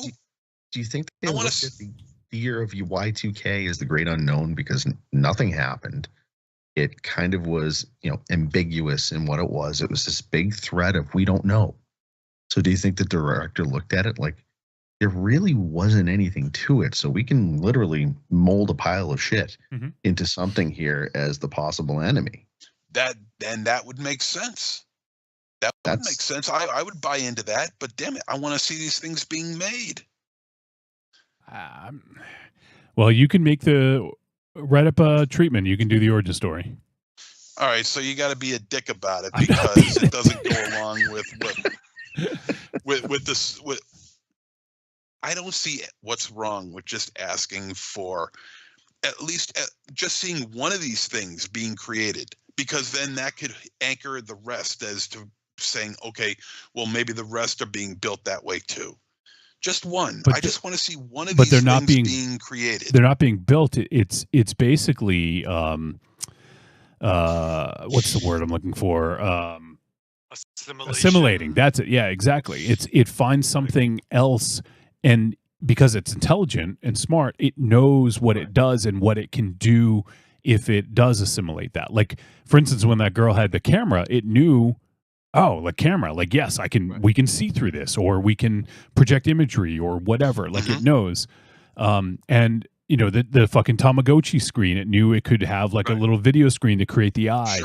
Sure. So it's sentient, and it's assimilating all this technology to create something that can actually move, or Okay, I get that. Yeah. I get that. But what is keeping the filmmakers from showing us it being made? Because what is the force that is bringing? Because it's all not these necessary. Shut up. What is the force that is bringing all these different items together? Y2K. Why can't we watch it happen? Maybe the budget. Or maybe they thought we were smart enough to figure it out. MZ wants what do you want? Like a fucking werewolf transformation? Yeah, it's like, who bought the laptop?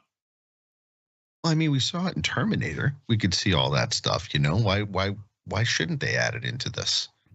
To some extent, I agree with you. Like, it would have been cool to see, all of a sudden, the computer is, the hub, and then all of a sudden seeing spoons and forks and stuff creating the hands and how it all came to be. Right. And then you can tie it in with the actual ending of the film, which we'll end up getting to as to how it functions. But at the same time, I can see that. It would have been nice if they included it. Thank you.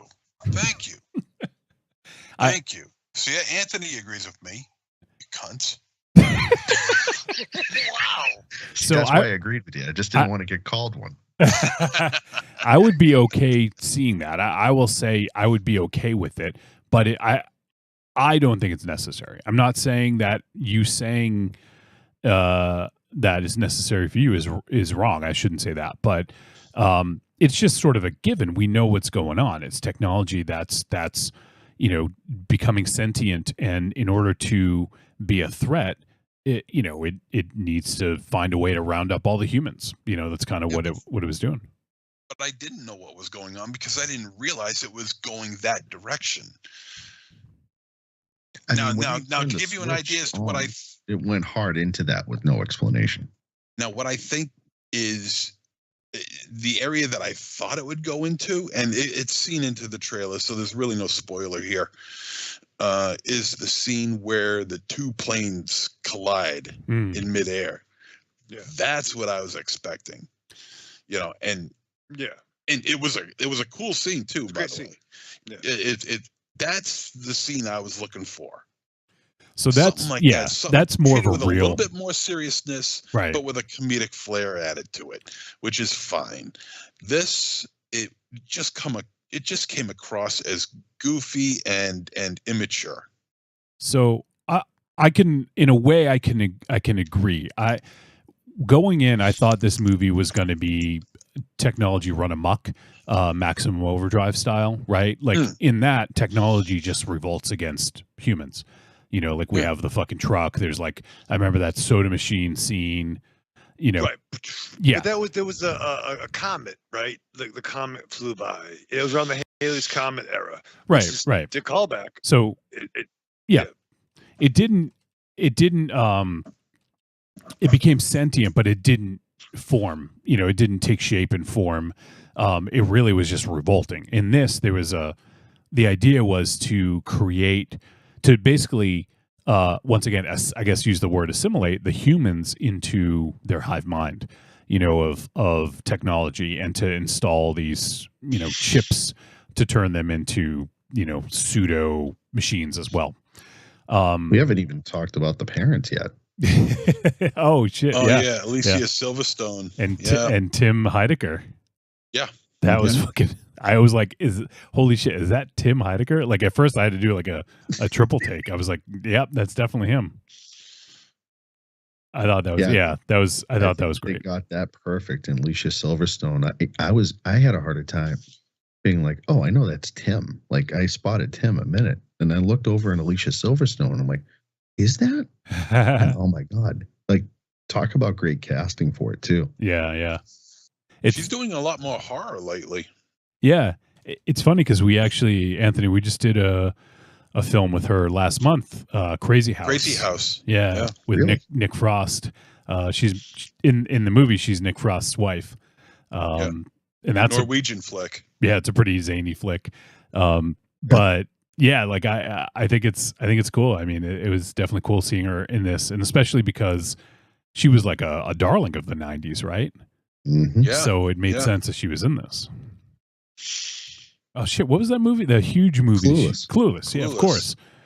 And obviously she did Batman like the Crush and Batman and Robin. Yeah, so she was in a bunch of shit then. So it was good. She got her start in Aerosmith videos. So. Oh yeah, forgot about that. But yeah, I think I will. To a point, I will agree kind of with MZ in the fact that I was expecting more Maximum Overdrive. I mean, that's on me. And then it did seem to be maybe a little cartoonish, that it sort of went into these sort of like machine sort of I don't call them like hybrids because it was all machine, but machines that took form where they could lift people and whatever, like they took physical shape, and that to me was a bit, threw me for a bit of a loop. Once I got used to it, I was okay with it because it took a real life event that people dreaded and turned it into something that was cartoonish, something silly, in a way. And I think it worked for this, especially because there was the sort of juxtaposition of the gore and the violence, which was, I wouldn't necessarily say over the top, but for a movie like this, it probably went a little harder than I expected. And, we see that pretty early on with that, the dude getting his junk, his boner caught in the fucking blender. Yeah, that was dumb. That guy. No, I thought that was funny. Was so goddamn stupid. I liked it when they alluded to him before, when he was watching from the kitchen and he sees him. Does that dude have a boner? The scene with the blender made no sense at all. Well, no, it First doesn't. of all, But it's a comedy. It's funny, you know. But it doesn't make any sense. It It totally really removes itself from the narrative that this movie is showing. There's no computer chips in a fucking blender, for starters, okay? Second of all, do you realize how big your junk would have to be in order for the goddamn for it to be blended up in a blender that's held up to your balls? Well, it obviously Unlike attacked him. Nosferatu in order to get that, in order for shit like that to happen. It clearly attacked him, though. I mean, like, it's not like he went to put his fucking junk in it, you know? Yeah, but all right. That's all right. But we're supposed to believe that the blender came to life because of Y2K. Meanwhile, it's a blender.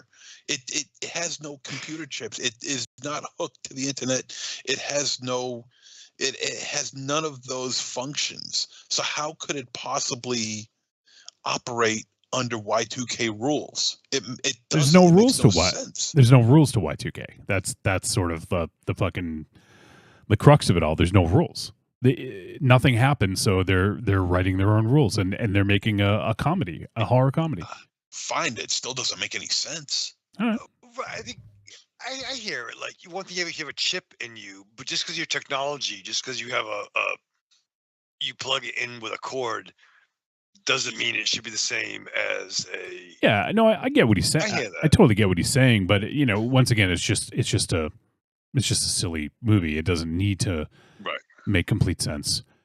So, all right, well, I want to start to move along here because this new format isn't working out so good. It's half-assed, but sorry, we got hung up on the part where the kid was talking to two girls with a boner. I mean, rightfully so. Although I will say, I love that little subtlety that after that was shown, Eli takes a quick look down just to see if he was okay. Just to make sure. Yeah, that was good. That was good. Yeah. So what about very subtle. I don't think there's a lot in terms of like the technical aspects that are really going to stand out, but is there anything technically that stood out to you guys, whether it be obviously Raven Shadow mentioned the ADR. Is there any camera work or cinematography? I mean, obviously we talked a little about the soundtrack. Any technological aspects that really stood out about this movie? Yeah, there was some great stop motion. I didn't even, you know, it's funny. I didn't even look it up. Stop motion. Oh, really? I don't know. I thought it was stop motion. It may have been. I don't know. It didn't look. It looked too smooth to be stop motion. I'm looking at it. I'll look it up and see. It was very Astron 6 like. It could have been, but I don't think it was.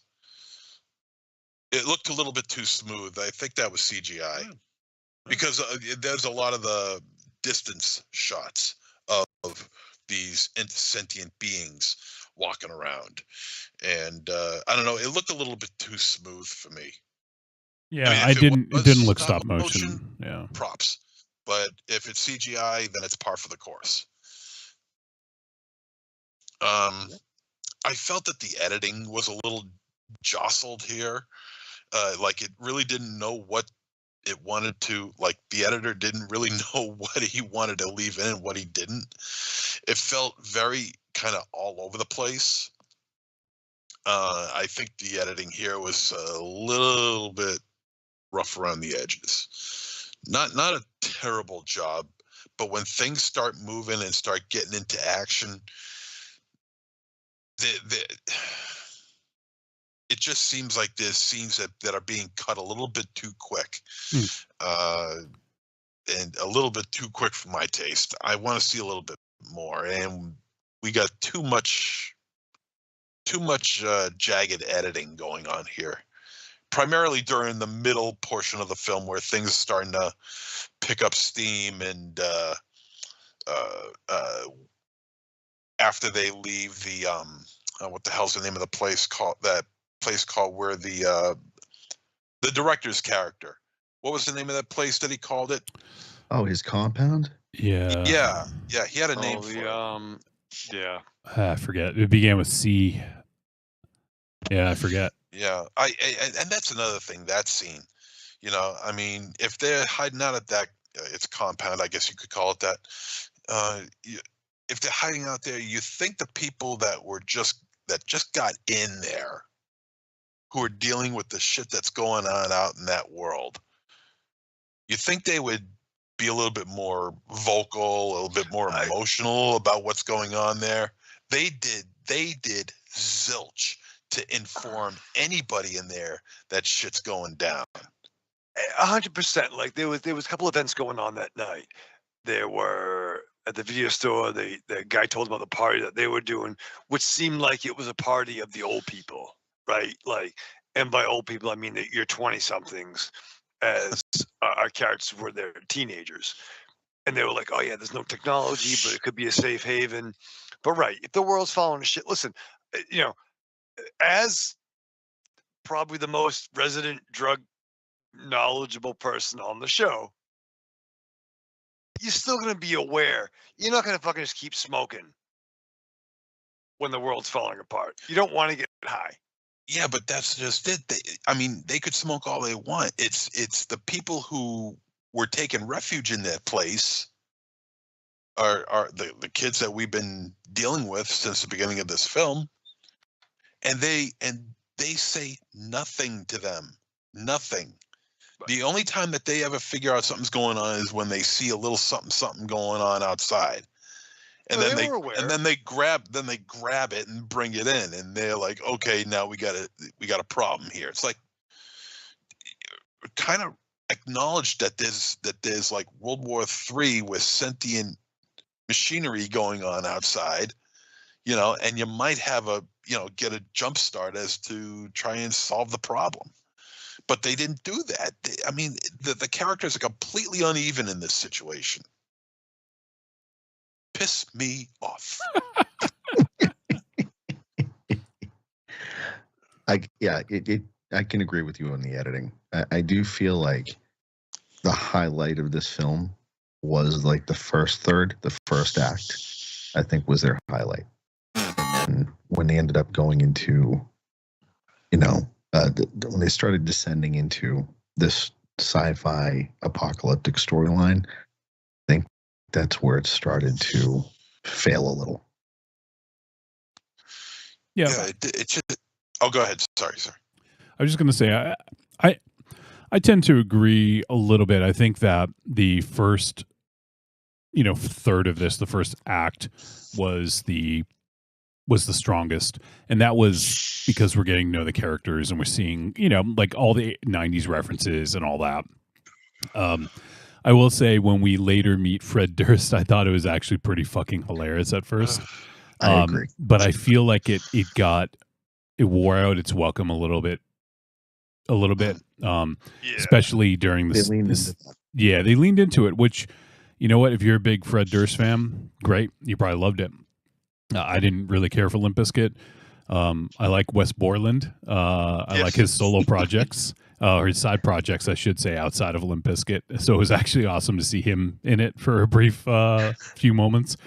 But I applaud Fred Durst for sort of poking fun at himself, and because in a way, like, you kind of have to like be a little bit understanding of like what's going on, right? Like, yeah, like he was sort of like one of the like late 90s, early 2000 icons of music, like one of the most recognizable for sure, no doubt about that. But I think you kind of have to be in on the joke a little bit, and I think he was, and I think he kind of played with it and had fun with it.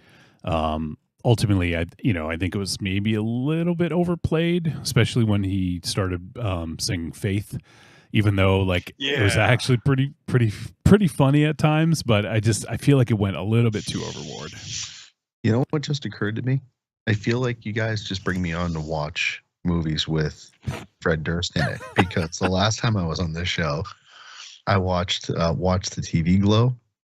Oh, I saw. Yeah, that's. I forgot I was about trying that. to remember the name of the movie that we saw with him in it. I just saw the recently. TV Glow. Yeah. Yeah. Holy shit! I forgot he was in that. I don't mind. Yeah, strangely enough, I couldn't give two shits about Limp Bizkit or Fred Durst. to me, he's not the genius everyone makes him out to be. Okay, Well, I don't know. Anyone makes him out to be a genius. he's just some dipshit in a red hat who thinks he can sing. Oh, well, but if he wants to be in movies, if he wants to be in horror movies, by all means, let him. And if he wants, and the only way it's going to work is if he plays himself. He can't have. He's not an actor. Okay, he's not an actor. He'll never be an actor. But if he has small parts in films like this and plays himself, he's perfectly fine. Now, I would like to see, because we saw Fred Durst in I Saw the TV Glow, and I think he played himself in that movie, didn't he? No, he played her dad. Oh, that's right. He did do that, didn't he? Well, that movie sucked anyway. I don't mind him playing himself.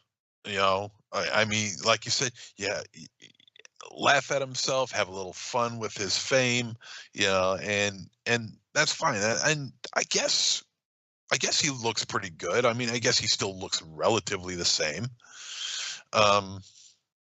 Just no hair now. That's all. He does look facially the same. Yeah. And yeah, I think the Faith cover was a little overbearing, but on the nose for that. Like, of all the songs they were going to use, it was that. I actually liked the break stuff part. I thought that was actually kind of funny.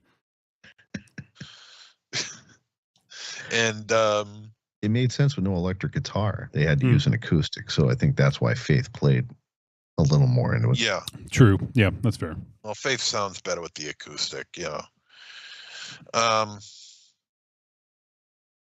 I don't know. There was just so many things wrong with this movie that just annoyed the hell out of me. And the capper for me was, and because along the way, some of the kids that we follow with end up dying, and we meet up with the parent of one kid who is then informed that their child has died, and she lets on like somebody just stole the coupons out of her purse at a supermarket. She had almost no reaction whatsoever. And I'm saying to myself, are you fucking kidding me? What the hell is wrong with the people in this movie? Doesn't anybody know how to react to anything? It's so outlandish that was passed on as a workable scene, where here's a parent told that their kid has been killed in this War of the World scenario of Y2K, and she has no reaction at all whatsoever. The kid's dead, but he was a hero. Yeah. Pat shoulder, walk away. Well, I'm not exactly. I don't necessarily want to defend it, but it's one of those things where you never know how people will react, right? Like, how do you react to I don't know. Like, I didn't even think about it. So for me, I just was in on the sort of ridiculousness of it. And right before that or right after, I can't remember, but they were trying to access this fucking USB port and like put a fucking condom on their hand to access the USB port. Yeah. So I mean, that's why you can't really take this too seriously. Like it's a silly condom movie. Will save your life. And it did. Yeah. But it's just silly. Yeah, I understand it's silly, but there's also room for actual human emotion. Okay, you got to make room for actual human emotion. Otherwise, the whole thing just comes across as goofy. And while this movie does have a message to say about what could have happened if Y2K went haywire, like 60% of the world expected it to,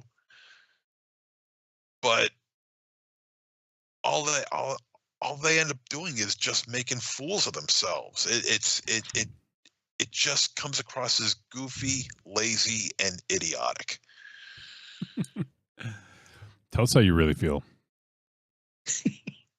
All right. Well, I think I still feel there's a lot more sort of that we can talk about with this, but I do want to head to the verdict because I want to start wrapping things up. But yeah, I think I don't know. It really just depends on like, are you at arm's length with the ridiculousness of this, or are you embracing it? You know, and that's kind of where I think the make or break for this is that right there.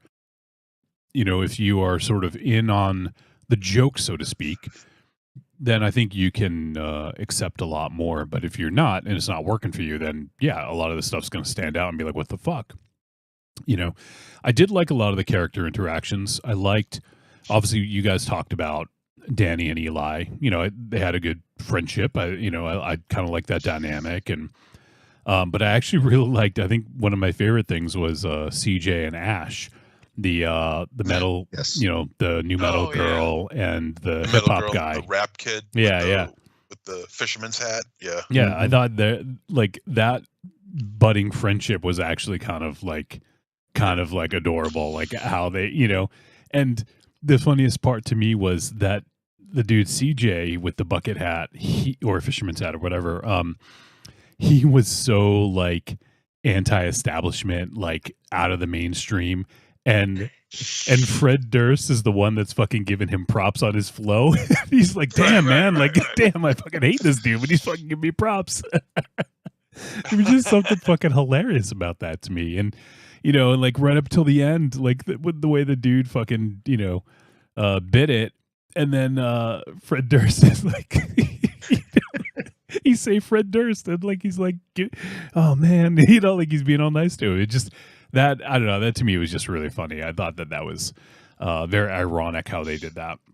And it's with the piss too. Like there were, you can't deny that Limp Bizkit was not a huge fucking band. I was never a fan, and I'm pretty confident. I know same. MC and right, like I never literally never liked any of their stuff. I was a fan of Wes Borland. I'm like, you're in the wrong band, sir. Same. That's why him and Fred never got along back in the day. Right. But now they like money too much. I think they have to be friends. Yeah, it's like Axl and Slash. Ah, fuck. I guess we got to get along. But like, even the characters took the piss at like, yeah, Limp Bizkit was around back in those days, but not everyone loved him. Right. Absolutely. Yeah. You know, like I like Nirvana fine, but they were my least favorite of the Seattle bands, air quotes. Right. Yeah. But I mean, when you bring up the name Fred Durst, where does it immediately take you? The Shitville. Yeah. 1997 and 99 Shitville. Absolutely. Yeah. It was all over MTV at the time. Like, absolutely. Yeah. Put your hands in the air, suck balls. Yeah. All right. They haven't shown music videos since. That wasn't fun. All right. Let's do the verdict on this one. And if you guys have any additional thoughts, feel free to toss them in there. Trick or treat, baby. I wonder if people would say you're a trick or a treat. Trick or treat, motherfucker. All right. It is verdict time. We'll let you know whether Y2K was a trick or a treat. And any final thoughts, MZ? I mean, as far as the time placement of this film goes, it doesn't bother me, you know. And as far as the cultural references and the music, and it's irrelevant to me because it doesn't focus around that. It focuses around, you know, what's going on here, the Y2K thing. Although I will say, and I'm not just pinpointing this film, but also other films of its type, like Time Cut. If you've ever seen the movie Time Cut, I think Time it Cop. Relies. No, Time Cut. Ass. That it deals with. Time Cop is Tony Khan's favorite movie. Shut up. See, this is why it takes forever. Because of assholes like you two. Continue. That films like this rely too heavily on on referencing the time frame that it's set in. I mean, as far as the soundtrack goes, I guess the soundtrack is fine. It's not my type of music, but the fact that they were able to get licensed music for a film like this, and a lot of it, okay, good for them. It's not as hard these days as you think, unfortunately, for musicians. Yeah. Oh, okay. Well, then, fuck. Then it's a lot worse than I thought. Well, they don't make as much money selling or streaming, so it's like, well, fuck, I need to make some money somewhere. I guess that's true. But the acting is not very solid, except for a couple of key areas. Danny, I thought, was good. I thought the budding friendship between, who was it, CJ and Alex? Is that her name? Ash. Between CJ and Ash, I thought was the most genuine thing in this whole movie. Mm-hmm. I totally got their relationship. It made total sense. It was the only thing that made sense in this movie were those two, and they did a good job. I would like to have seen the creation of at least one of these creatures, so at least it anchors the rest of them and their creation. It would make more sense. I thought the fight scenes were a little stupid. There's this whole buildup, like the guy with the sticks. He's like this. He's never very good at it. I love that. But then he starts acting like he's fucking Bruce fucking Lee with the goddamn things. Because he was high. But yeah, I understand he's high. Yeah, it's but the it joke, just though. comes. I understand he's high. I understand the guy's completely wasted out of his head. But he's not acting like he's wasted out of his head. He thinks he's gonna kick some serious ass. But the way it's shot, the way it's filmed, it just comes across as like he's really gonna it's being taken seriously. Well, that's the Matrix thing. It tried to make it look like the Matrix. Yeah, that's why I did that. I guess that's what it would be. The whole condom on the hand thing was just asinine. Fred Durst is okay. Isolate that. Fred Durst is okay. I wouldn't be too quick to hire him in other films, but if he plays himself, fine enough. Reaction shots. He plays a really good Fred Durst. Yeah. Reaction shots are lackluster at best. I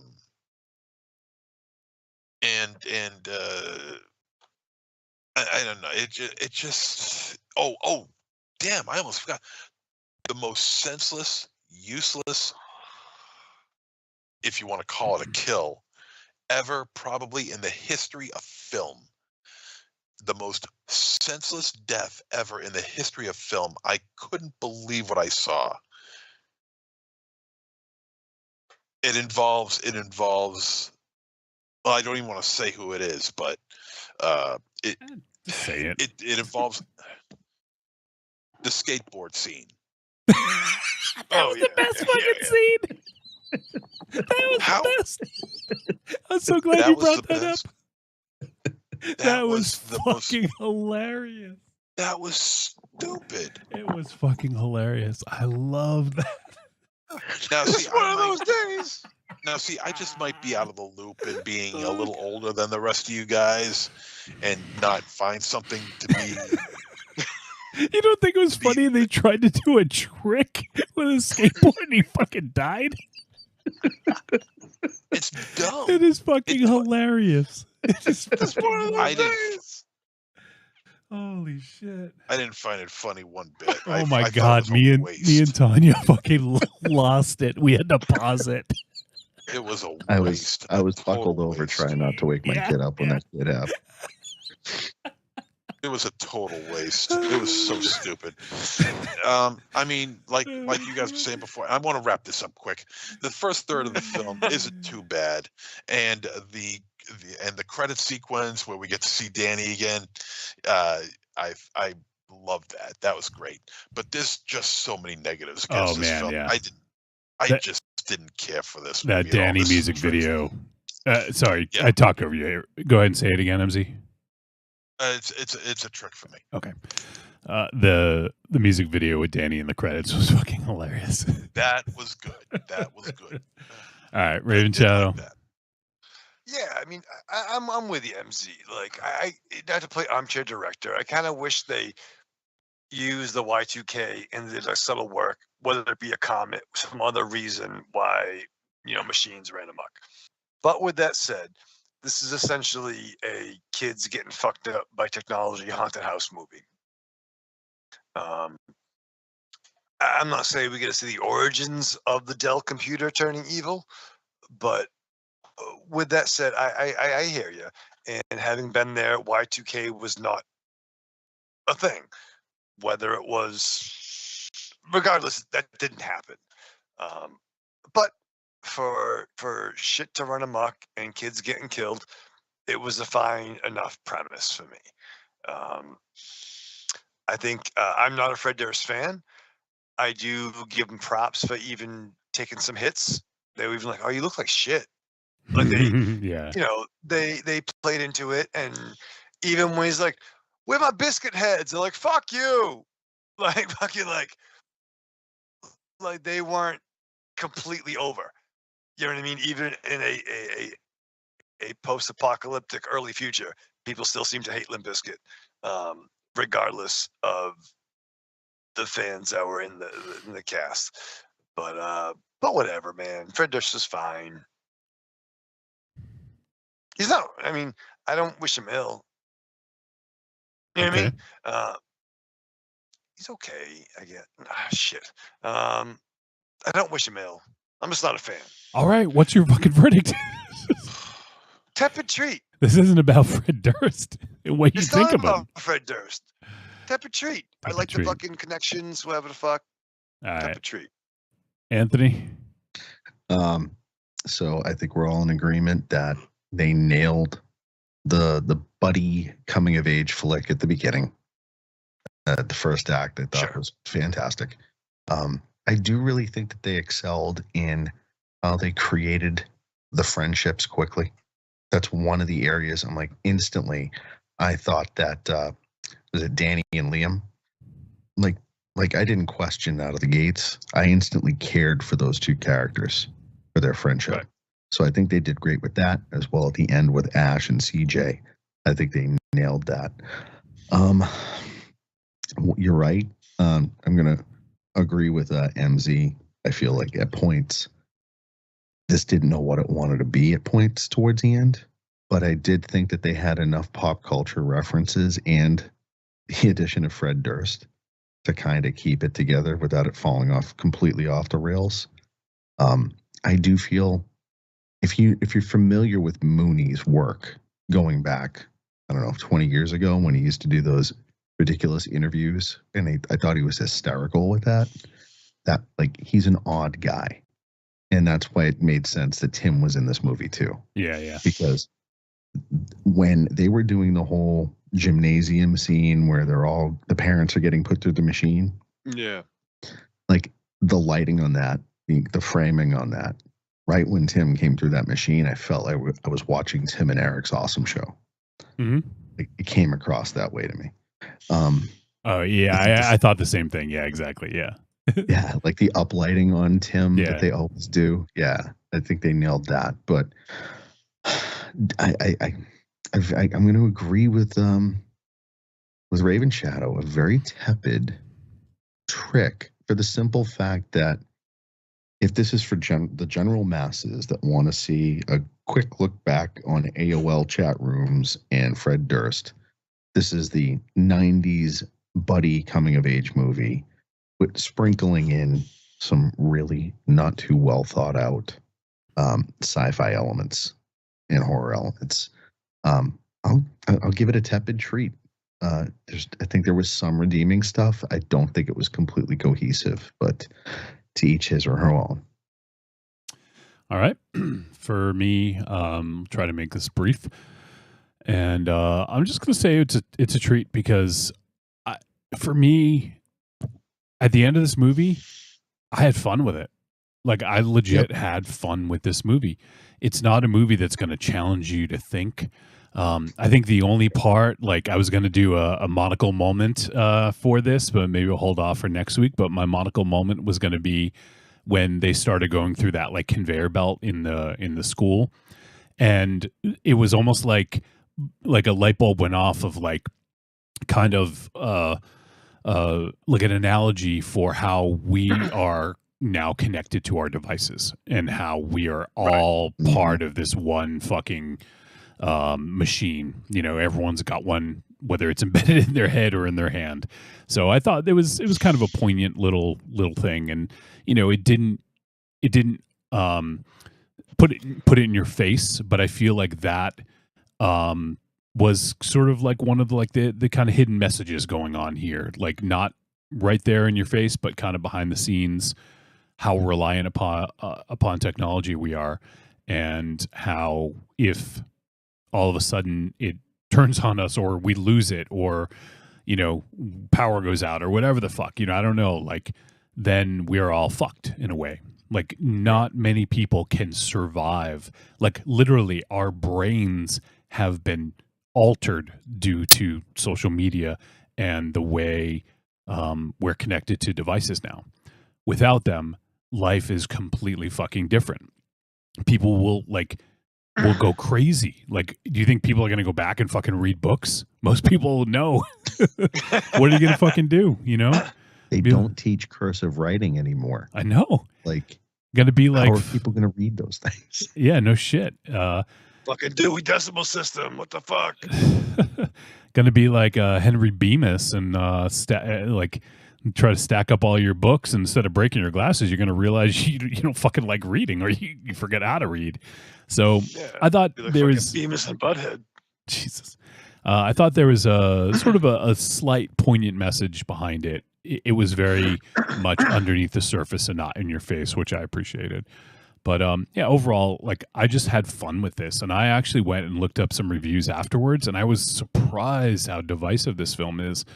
Some people are just completely shitting on it, saying like worst film of the year. Like I've seen so much like negative discourse. It's just a fucking silly movie. That's it. Right. There's nothing like granted I said there was like a slight poignant message, but that's not the point of this. The point of this is just to be ridiculous. Take an event that, you know, almost happened and just kind of go nuts with it and try to write some crazy shit of like what would happen. And in this case, this is what happened that they wrote, Kyle Mooney and Evan Winter. So I don't know. I had fun with it. I liked the nostalgia, and I laughed my ass off a couple times. And this day and age, like if you give me that, I'm happy. So, you know, granted, you guys know I like depth and and subtext in my movies, but not every movie has to have it. And I thought this was fun, so it's a treat for me. So that will wrap up our discussion of Y2K. I'm a little, let's see. You know what? I'm going to hold off on announcing the movie because we got a couple of voice messages. I want to get to those. And I just want to look up. There's not, since it's the beginning of the year, a lot of the lists haven't been updated about what's coming out. So I just want to check and make sure there's not like something else coming out that I was hoping to check out. But otherwise, I do have a film picked out, but I just want to see. All right. So voice messages, we got 3 of them. And first, why don't we go to, you know what, actually, I'm going to hold on to this one. We actually got one from EF. It was supposed to be for the year-end show, but he sent it literally right as soon as we finished the episode. So I didn't have a chance to get it in there because it arrived after. So I want to kind of hang on to that one. Let's see here. So let me go ahead and pop it into a folder so I don't forget it for the Patreon show. And we'll play that there because it does deal with top 13 stuff anyway. So I think it'd be more appropriate to have that on the Patreon show. All right. So, all right, pop that in the folder. We'll go ahead and do EF's top 13 on the Patreon show. So look for that then, EF. And I'm looking forward to hearing it. And that leaves us with 2. So why don't we check in with our boy Evil Corny?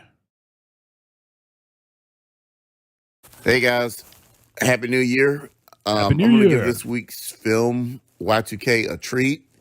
I had a lot of fun with this film. I watched it early yesterday morning, laughed my ass off. And I've been watching parts of this, that just had me chuckling. When Cal Mooney is in a park with that group of kids and saying that he was going to ascend, the results of that just had me dying. Yeah.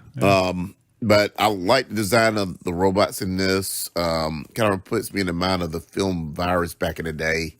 Yeah.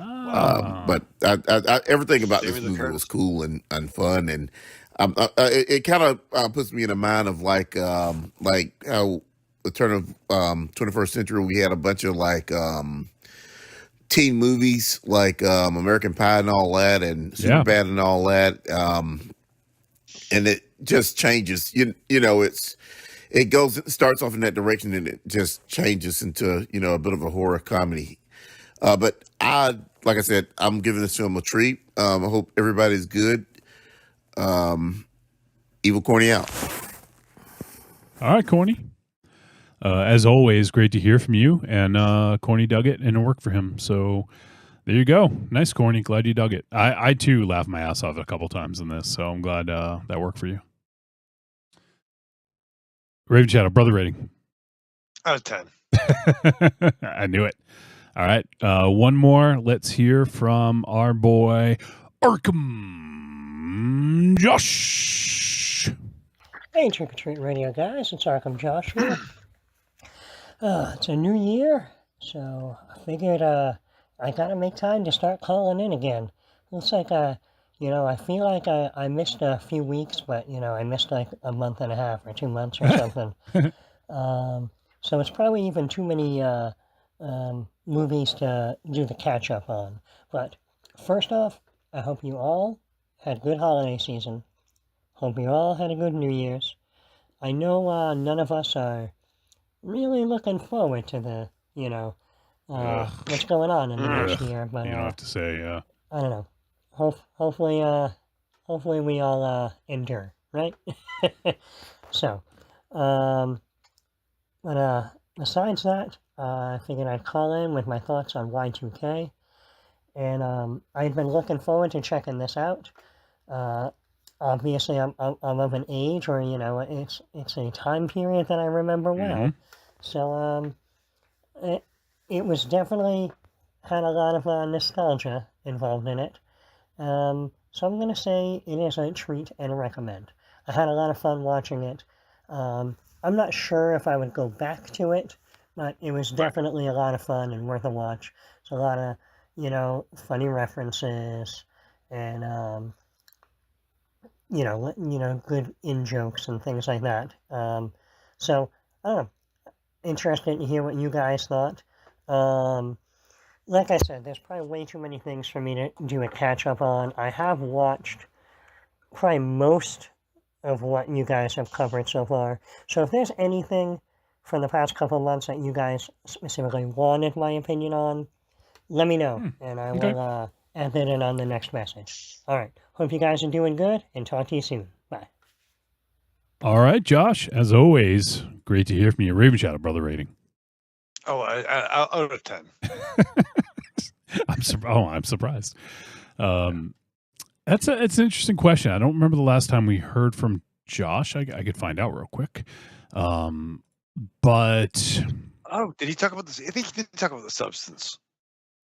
I'm pretty sure. I think he did. Last time we heard from Josh was late September. If my email search is accurate. So yeah, 3 months. Yeah, so let me take a look here. Let me look. Actually, I'm kind of curious about about Heretic. Oh yeah. You know what? Humanist. Josh. Sorry, good. Oh, good. Yeah. Good. No, when I saw Arkham Josh at the event near my house, I don't think he'd seen the substance. But yeah, I think Heretic and the vampire long title would be dope. The vampire long title. Humanist vampire seeking consenting suicidal person. That's another one. Street Trash, because I know Josh loves the original Street Trash. Yep. And yep, Substance. Let's see. Frankie Frico. And maybe that's about it that comes to mind, I think. So yeah, I think those are the ones that I would be curious about. MZ, any others come to mind for you? Maybe Mads. I'd be kind of curious if Josh liked Mads, especially I'm sure he likes the filmmaker. Mads, Substance. Yeah. Crazy House maybe as well. It's because such a fucking weird movie. Heretic, yeah. All right. Well, there you go, Josh. There's a few. So if you do want to call in, or you know what, let's just fucking have you on the show soon, bud. Yeah. We can do that. Then you can just talk all about them here. Yeah, that'd be easier. Yeah. So hit us up, Josh. We'll figure that out. All right. Well, that is it for voice messages. So I want to start to wrap this shit up. And what I'd like to do, I know I'm dropping this on you guys. At least I kind of mentioned it earlier, but I don't know if you guys had time to think about it. But if you guys could make a recommendation about kind of like based on the movie we watch. So Y2K, whether it's machinery run amok, technology run amok, disaster movies, whatever, anything that you can somehow tangentially relate back to Y2K. It could even be an actor or something that inspired it, whatever. And it can be movie, comic, whatever you want. I just thought it might be fun to make some recommendations and give people some additional stuff to kind of think about or watch or view, in the over the course of the week. So, I can actually kick us off, and I'll say goodbye at the end, just because I had mine in mind. So I'm going to do a movie. I was thinking about doing music, but we played music earlier, so I don't need to do that again. But this is a movie I haven't seen in a very long time, but it left an indelible mark on me when I saw it as a child. Maybe 1989, I'm going to guess, somewhere around there. So it's probably like 12-ish, 13. But that is the 1986 film Chopping Mall. No, and I know MZ is a huge fan of Chopping Mall, directed by Jim Wynorski. Yes. And this movie is fucking batshit. Like this is sort of like technology gone wrong. And that's sort of where that idea came from. I think it was the security malfunctions and then goes on a killing spree or something like that. Is that, you've probably seen it more recently than I am, Z. Is that about right? Yeah. Yeah. Like a lightning bolt hits the. Oh yeah. The lightning. Yeah. Hits the control center of the robots. That's right. It turns the robots into sadistic killers. Yeah. Yeah. So that's mine. It obviously there's a direct connection to this film, and I think that it might have even been inspired. Y2K might have been slightly inspired by some of the stuff that occurred in that. And we got a young Barbara Crampton, Paul Bartel. Wait, you saying this movie in the Millennium was inspired by this movie? Wait, what? The Millennium? Yeah, this movie inspired Y2K, like the bug. No. I'm saying that it's related, and it's possible that Kyle Mooney saw Chopping Mall and was like, I'm making a very a big guess. So yeah. So there you go, Chopping Mall. It is. I think it's on Shudder. I think. You could probably find it streaming there, but I'm pretty sure it's on Shudder. It's on Freevee. It's on, I guess it's on Peacock, Pluto TV, Prime Video, Screenbox, Tubi. So, I mean, you can pretty much see Chopping Mall anywhere, apparently. All right. So, anyone else? MZ, do you have one queued up? Sure. And why you can not? You can say your goodbye first as of all, well. let me just say that. Yeah. Well, first of all, let me also just say that Chopping Mall also has one of the most seamless decapitation scenes ever filmed with Susie Slater. Yeah, let's see. Well, I was toying around with my head about which film to choose, and yeah, and I think I'm gonna go with War Games. Wow. Yeah, where computer just decides, and it's basically AI, really, when you think about it, or just computers thinking for themselves and getting ready to blow up half the Earth. So, of course, everybody has seen that one by now. Ali Sheedy, Matthew Broderick, the Dabs, Dabney Coleman. The Dabs. The late, great Dabney Coleman. Double dabs. Yeah, that's what I'm talking about. And Michael Madsen as well. Oh, wow. I didn't even know he was in that. Yeah, he's at the very beginning. The very beginning of the film. Great flick, and certainly a sign of its time. During the Cold War and all that. So, yeah. But if you haven't seen it, strongest recommendation. Oh, Check shit. it out. Dennis Lipscomb. Yep. All right. Well, why don't you say goodbye too, MZ, and then we'll go around and do that. Arrivederci, douchebags. All right. And Anthony, good to see you too, buddy. Always good seeing you, pal. Good to see you. Good health to everybody, and hope to see you again soon. And I guess, Anthony, if you want, do you have a recommendation or something that kind of inspired by Y2K? I have a couple in my head. One, I think just everybody should just go revisit The Terminator. Just for the sake of it. Fun film. But I think if you want to go back in history, we can look at Westworld. Oh, nice. Because he's talking about the movie, not the show, too. Yeah, the movie. It's a good in the movie. early 70s with Yul Brynner. Yul Brynner, man. Yeah. That was the first one where the machine started to rise. So take a look at that. Dated. May not be for everybody, but I always like to have people have their foundational history on things. So go for Westworld. Yeah, that's a great one. And Anthony, to once again tell people where they can find your podcast and where they can find you. Oh, thanks, pal. So we are on the Horror Nerds Comedy Podcast.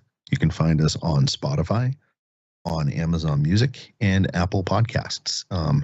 We have a couple new episodes coming up this month, including part 2 with Sina Grace, the illustrator and publisher for their new piece called West Hollywood Undead, which, listen to our podcast. It is a hell of an interview. Sina is quite the personality in Hollywood and is a very big icon in the gay community. So the twist on zombies in West Hollywood is awesome. It's a breath of fresh air. So check it out and check out our stuff. So again, for you guys, thank you so much for your time on this show. I appreciate you always, and just good to hang out with the pals. Yeah, absolutely.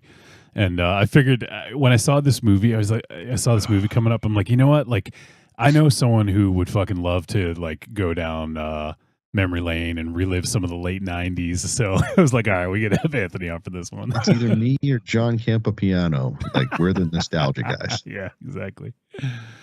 So Raven Shadow, why don't you go ahead and give if you got a recommendation and say your goodbyes. Yeah, I'm pretty sure this movie's been seen by everybody on the panel and most of the crew in the chat, but it got to be Strange Days. Oh, nice. Picture with Ralph Fiennes, the great Angela Bassett, and watching that, I was like, oh shit, she should be fucking Storm. Long-haired bad guy from The Crow. You know, anybody wore him on a big fucking hook. Top dollar, right? Top dollar. The great big fat dead John Sizemore. And that sucks. But no. I mean, it sucks. He had demons. Who doesn't? Anthony, I love you, pal. Love you long time. You know this. Let's check that out. And also, too, that movie, Strange Days, didn't completely get technology wrong. Might have been ahead. Juliette Lewis, too. Oh, the great Juliette Lewis. Michael Wincott, so- that's the actor's name who plays Top Dollar and Philo Gant in this movie, yeah. the great that guy. He's good, but yeah, no, live fast, love hard, and enjoy the guilt. All right. Well, hey, you know what? We tried to do a new format. It didn't work. At least not tonight. We have some foundation, and we will continue to iterate on it. But if you guys have feedback, please feel free to let us know. Things you like, things you didn't like, things you miss, things that you won't miss, that kind of thing. Podcast at trickortreatradio.com. And once again, if you guys want to make recommendations for the reaction video next week, feel free to go ahead and comment on. I'll create a thread in Discord. If you're not part of the Discord, you can join. It's in the show notes of anywhere you see this episode will be in the show notes. And if you want to help make recommendations for what we react to, you can join our Patreon for as little as $2 a month. Patreon.com/trickortreatradio. All right, so that is going to wrap it up. We always appreciate hanging out with our pal, Anthony, and definitely go check out his podcast. It is a fucking hoot, the Horror Nerds Comedy Podcast. And also make sure to get the extended cut of Coxferatu when that comes out soon. Big thanks. It's called The Longest Yard. Yeah, big thanks to Coxferatu for coming on the show at the beginning there. Oh, thankfully he didn't come on the show. That would have been horrible. But yes. all right, well, that's going to do it. So next week, oh shit, I didn't name the film. Fuck. Let me pull up my notes here. Hopefully I can get it in the next few seconds. Where the fuck did it go? All right. We'll do a film called The Monster Beneath Us. It hits VOD tomorrow. All right, The Monster Beneath Us. That's it. All right, everyone, take care. We'll see you next week.